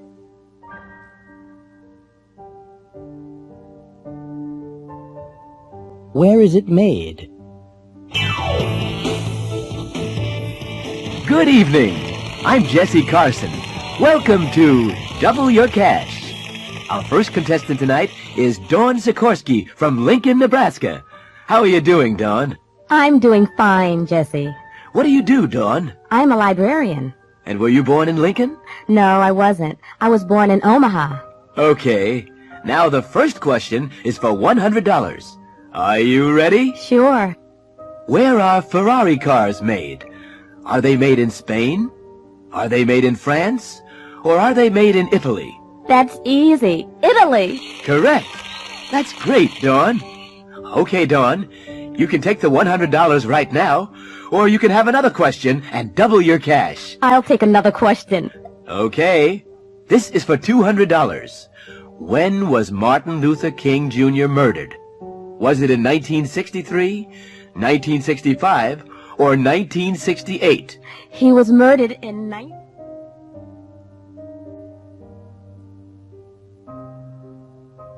A real bargain. Donna Wu is looking for a new house. She's with the realtor now. Well, Ms. Wu, this is the house that I told you about. 341 Sun Lake Drive. The owners are away, but I have the keys. When was it built?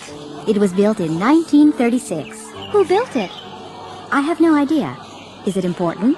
No, I guess not. Is that a new roof? It looks new. It's pretty new. It was put on 2 years ago.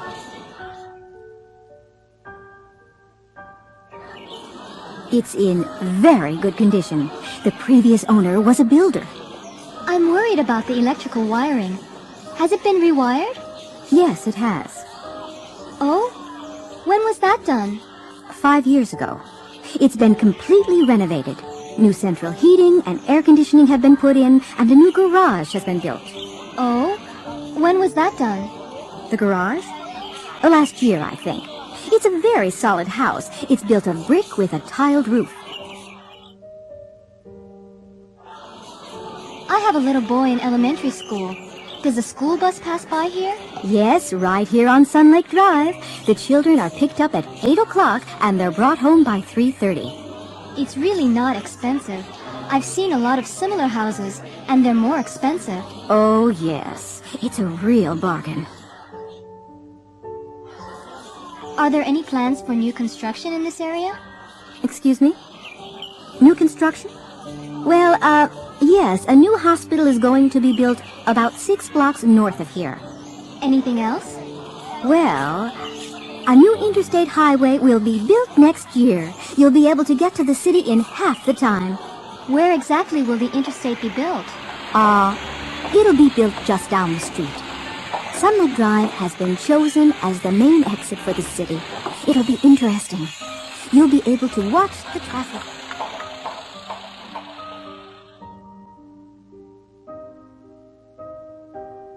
The 6 o'clock report. Good evening. This is Rose Ann Silvernail with the 6 o'clock report from WBTV Baltimore. Our top story tonight.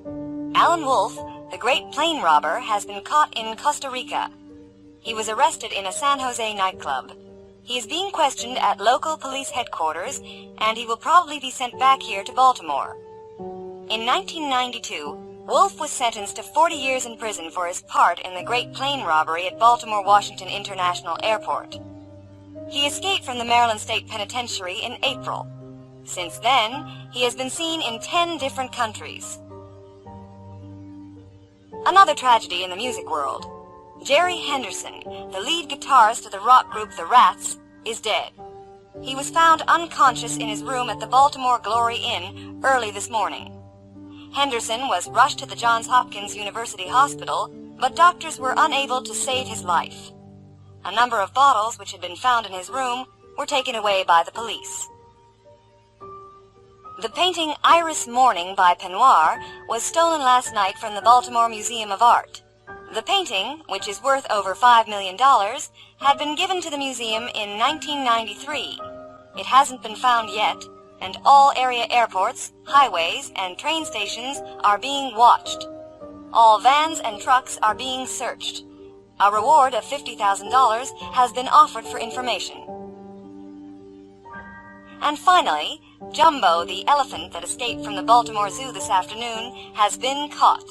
Jumbo was chased across Druid Hills Park and was finally captured at a hot dog stand near the park's main gate. Jumbo had not been fed and was trying to take bread rolls from the stand. A tranquilizer gun was used, and Jumbo was loaded onto a truck and was taken back to the zoo. At the zoo, he was examined by the zoo veterinarian.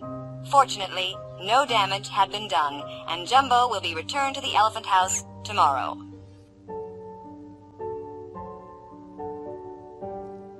The Sunday Magazine. Last night I went to see the new musical at the Lewis and Clark Memorial Theater. It's called Space Opera and was written by Tim Weber with music by Andrew Rice. It was a highly entertaining evening and the audience enjoyed every minute of it. The music was performed by the Idaho Symphony Orchestra and it is really great. The hero is played by soap opera star Danny Clean and he sings most of the best songs. However, the most popular song in the show is Starlight Tonight, and I'm sure it'll be a big hit. It's sung by Lorna Winter, who plays the Queen of Jupiter. Her costumes are sensational. They were designed by Annette Field. One dress cost more than $20,000. There is a CD of the show available on the Polyglot label, and an illustrated book which is published by Apple Tree Books. Take my advice. Go see it.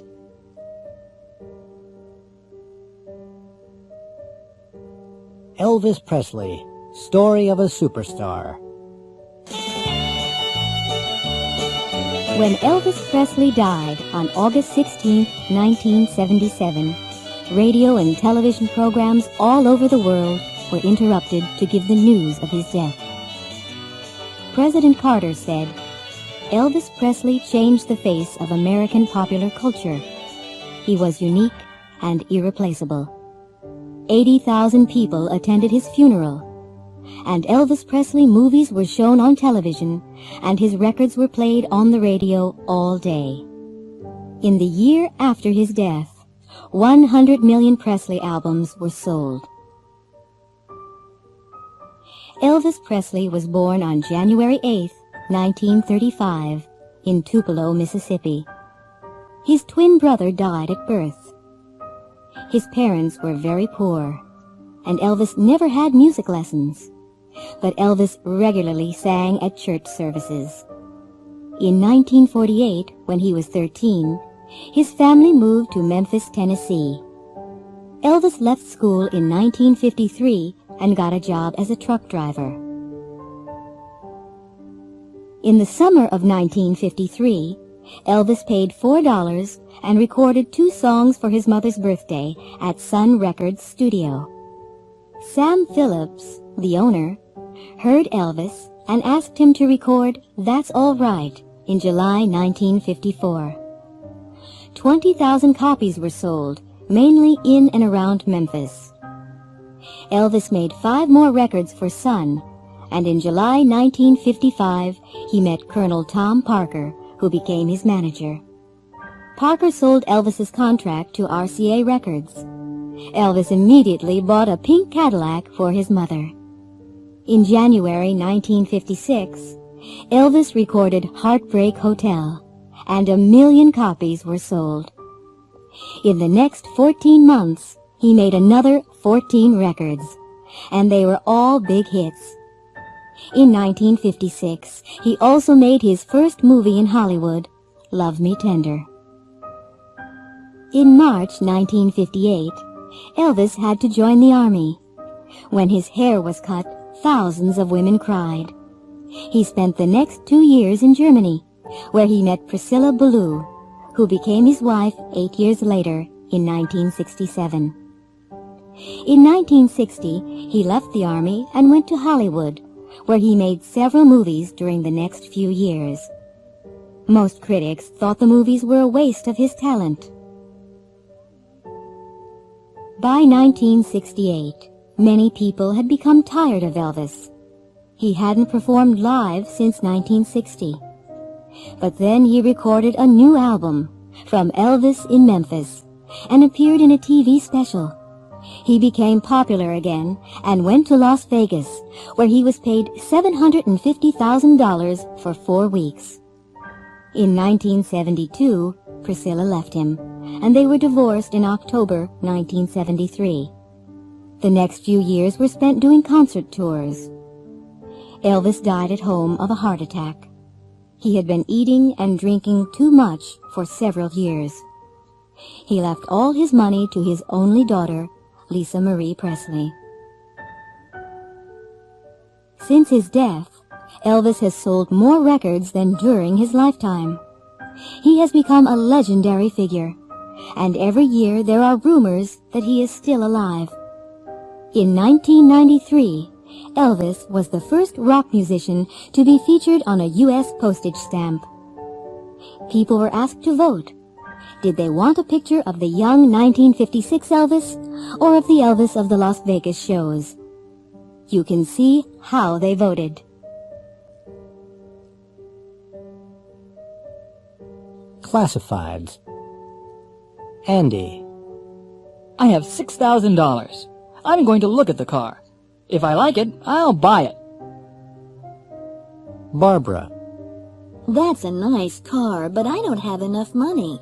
If I had enough money, I'd buy it. Chris.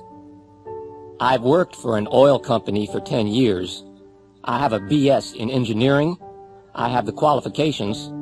I'm going to apply for the job. If they offer me the job, I'll definitely take it. Dave. I like that job, but I can't apply for it. I don't have the qualifications. If I had the qualifications, I'd apply for it. Floyd. I'm a mechanic, and I know a lot about cars. I have a current driver's license and enough money. If they ask me, I'll go with them. Tom. I have $4,000 and a current driver's license, but I know very little about cars. If I knew something about cars, I'd go with them. Jessica. I am a native speaker of English. I can read and write Spanish. I'll apply for the job. If I get it, I'll have to move to New Jersey. Helen. I am a native speaker of English, but I can't read or write Spanish. If I could read and write Spanish, I would apply for the job. Darlene. I'm 19 and I'm interested in the job. I'll get more information if I call. If the salary's good, I'll apply. Jack. I'm interested in the job, but I'm too young. I'm only 17. If I were older, I'd apply.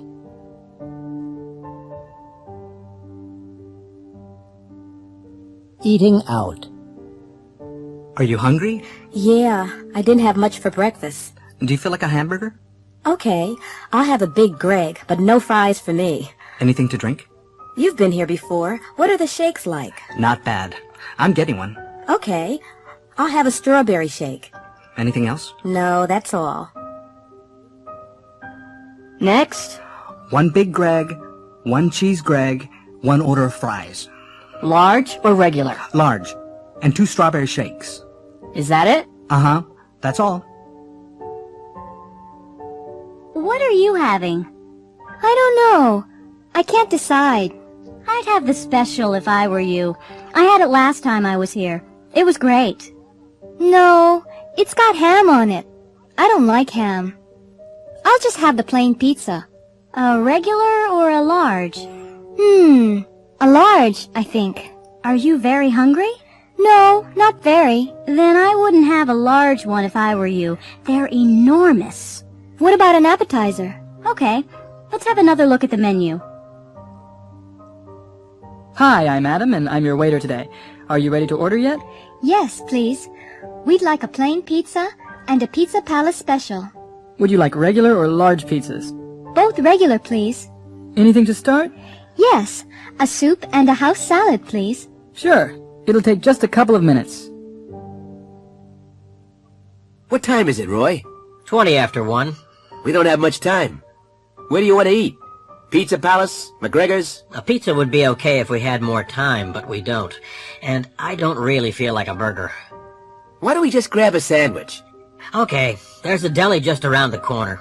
Fine, let's try it. Hello there, hon. What can I get for you? 1 tuna sandwich and 1 vegetarian, please. Will that be white, whole wheat, rye bread, or a roll? Whole wheat. Will there be any drinks with that, hon? 1 coffee, 1 hot tea. Is that everything? Yeah, that's it.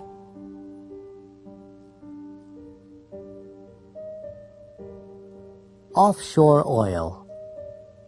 On tonight's edition of Mississippi Magazine, we'll look at offshore oil in the Gulf of Mexico. Oil was first discovered in the Gulf of Mexico in the 1930s. Since then, more oil has been found off the coasts of Florida, Alabama, Mississippi, Louisiana, and Texas.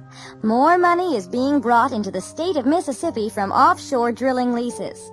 We aren't going to become very rich, but we must decide how to spend the revenue from oil. We took our TV cameras into the streets to ask people their opinion. Our question was, if you were the governor of Mississippi, what would you do with the money? Well, of course I'm not the governor, but if I were, I'd spend the money on more hospitals and schools. We need more doctors, nurses, and teachers. We don't have enough good teachers. If salaries were higher, we could keep better teachers. And there aren't enough doctors and nurses either because the medical schools are too small. If they were bigger, we would have more doctors and nurses. Money that is spent now on education and health is an investment for the future. I think the answer is simple. Taxes are too high in this country. I would reduce state taxes. If we reduced taxes, people would have more money. If they had more money, they'd spend more. Industry would have to produce more, so it would need more workers. There would be more jobs, and we would all be richer. I'm very worried about the economy. There aren't enough jobs for everyone, and people with jobs aren't making enough money.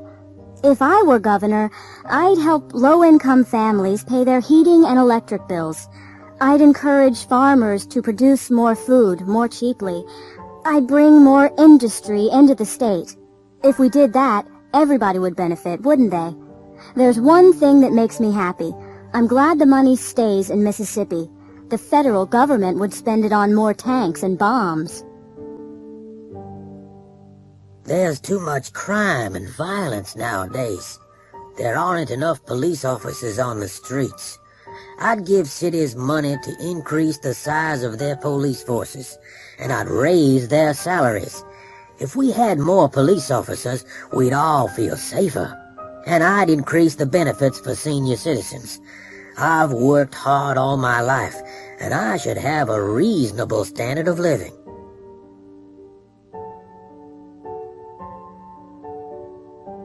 Far Trek.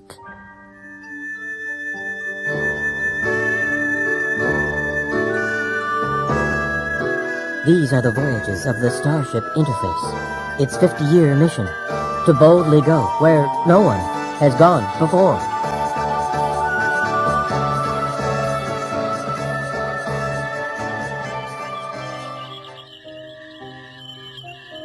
Nothing's happened for years. I'm bored.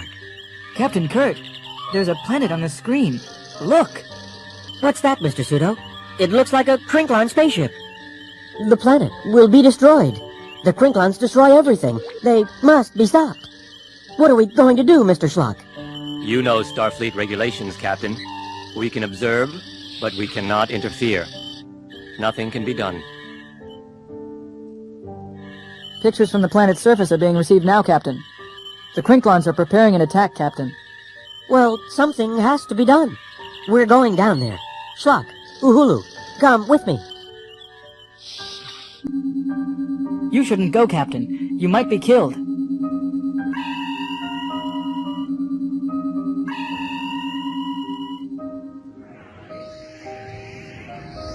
But where are the people? This doesn't look like the same place. At last, Captain Kurt, I have tricked you. I cannot be beaten. You and all your crew will be killed. I will fight you, but let my crew go. Where did the Crinklon go? What happened? Nothing happened, Captain. You were bored. You needed to be entertained. We turned on the artificial reality machine. It was all a dream.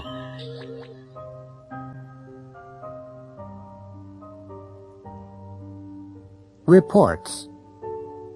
Lynn Willis is a new reporter for the Los Angeles Daily Echo. Last week, several famous people arrived at L.A. International Airport, and Lynn was sent to interview them. Nobody told her very much. Cristina del Castillo, Secretary General of the United Nations. I'm very busy. I have a lot of appointments.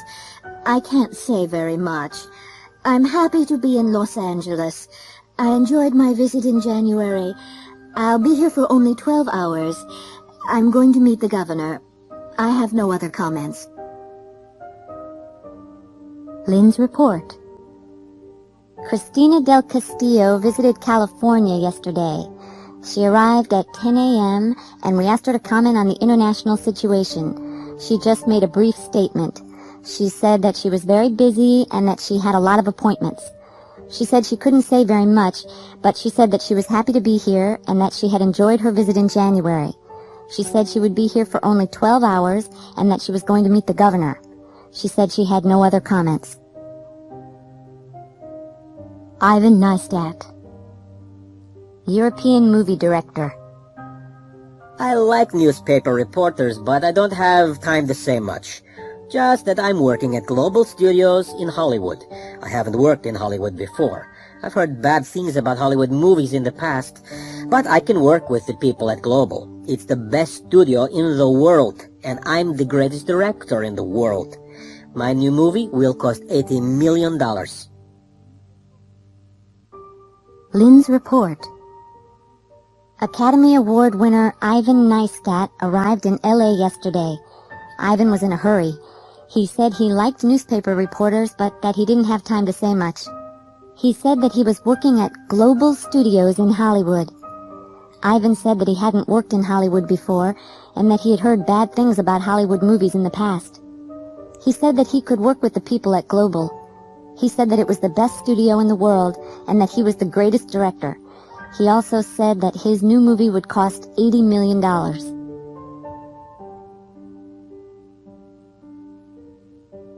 Oral exams. Hey, Martha, have you finished the exam? Yes, I have. Whew. Was it hard? Well, yes, it was pretty hard. Did you pass? I don't know. Miss Nadler didn't tell me. What questions did she ask? First, she asked me what my name was. That was pretty easy, wasn't it? Yes, except I couldn't remember. Then she asked me where I came from and how long I'd been studying here at the Institute. And what else did she ask? She asked when I had begun taking English, and she asked how I would use English in the future. Yes, go on. Then she asked me if I liked the Institute and if I lived with my parents. Anything else? I'm trying to remember, Stefan. Oh yes, she asked if I spoke any other languages. Is that all? Let's see. Well, she asked me what my hobbies were, and she asked me to tell her about them. Then she gave me a picture and asked me to describe it. Then I was asked to read a passage out loud. What did she say at the end? Oh yes, she asked me to tell you to go in, right away.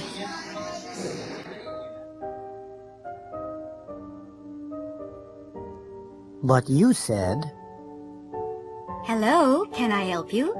I'm interested in your St. Cuthbert vacation package. Oh, yes, the Caribbean. I can recommend it highly. Can you tell me a little more about it? Of course. It's a terrific package tour. You'll travel on a regularly scheduled flight. You'll be met at the airport and taken to your hotel. The hotel has a swimming pool and a great nightclub. It's a very modern resort. It was built last year. The restaurant is wonderful, and you can walk to the beach in 2 minutes. It sounds great. I'd like to make a reservation. Just a minute, and I'll get the form to fill out. Marion made the reservation and paid a deposit. 2 months later, she was in St. Cuthbert. But she was disappointed. When she got home to Chicago, she went to see the travel agent. Hello again. Did you have a good trip? No, I certainly did not have a good trip. Oh, I'm sorry to hear that. What was wrong? Well, when I got to St. Cuthbert, I had to spend 4 hours at the airport. You said we would be met, but we weren't. You also said we would be taken to the hotel. We weren't, and the taxi cost $50. I see.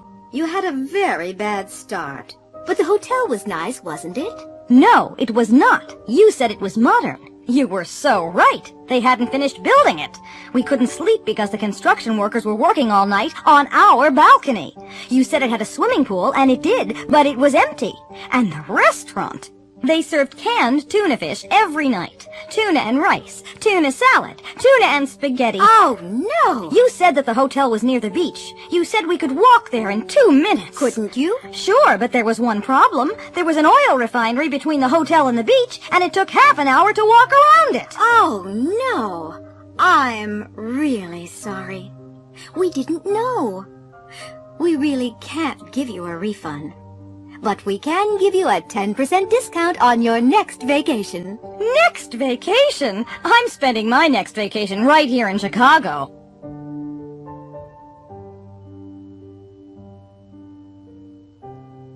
Having things done. I'm sorry I'm late. I couldn't get the car started this morning. Winter's almost here. The engine was probably cold. It needs a complete tune-up. But garages are so expensive nowadays. Can't you do it yourself? Who? Me? I don't know anything about cars. Well, if I were you, I'd have it done soon. The garage that I use is very reasonable. And have the radiator filled with antifreeze. They say it's going to be a cold winter.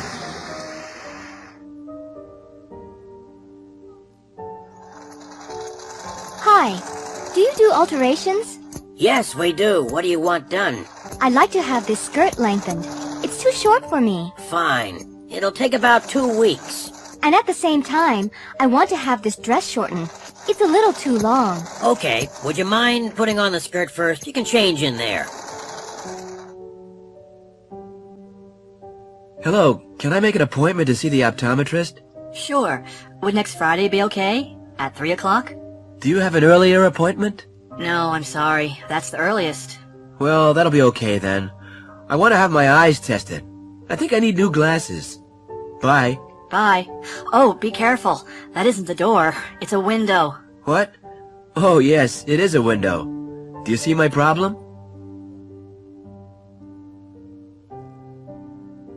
Supermarket shock. Picture 1. Michelle went to the supermarket last Saturday. While she was shopping, she met her neighbor David. David was with his 3-year-old son Joshua. Picture 2. While they were talking, Joshua got bored. He began playing with some jars of coffee. He took a jar from the shelf. It was very heavy. He put the jar into Michelle's shopping bag. She didn't notice. Picture 3. As Michelle was leaving the supermarket, a store detective stopped her. She took the jar of coffee from Michelle's bag. Picture 4. The manager was very angry. There had been a lot of trouble with shoplifters recently. I'm sorry, but I have to call the police. Oh, no! It's all a terrible mistake. Now I remember. I was talking to my neighbor. His name's David Samuels. Anyway, his little boy Joshua was with him. You see, Josh was playing with some jars of coffee. He was bored, I guess. David asked him what he was doing. I remember. Then I left them and I did the rest of my shopping. I paid for my groceries and went out into the parking lot. The store detective stopped me there. That's it. Josh put the coffee in my bag. I'm sure that's the answer. I'm sorry, I really don't believe you. Michelle, the cashier told me you were in here. I've just been speaking with Josh. He said that he put a jar in your bag. Who are you? I'm Michelle's neighbor. Look, I can explain everything.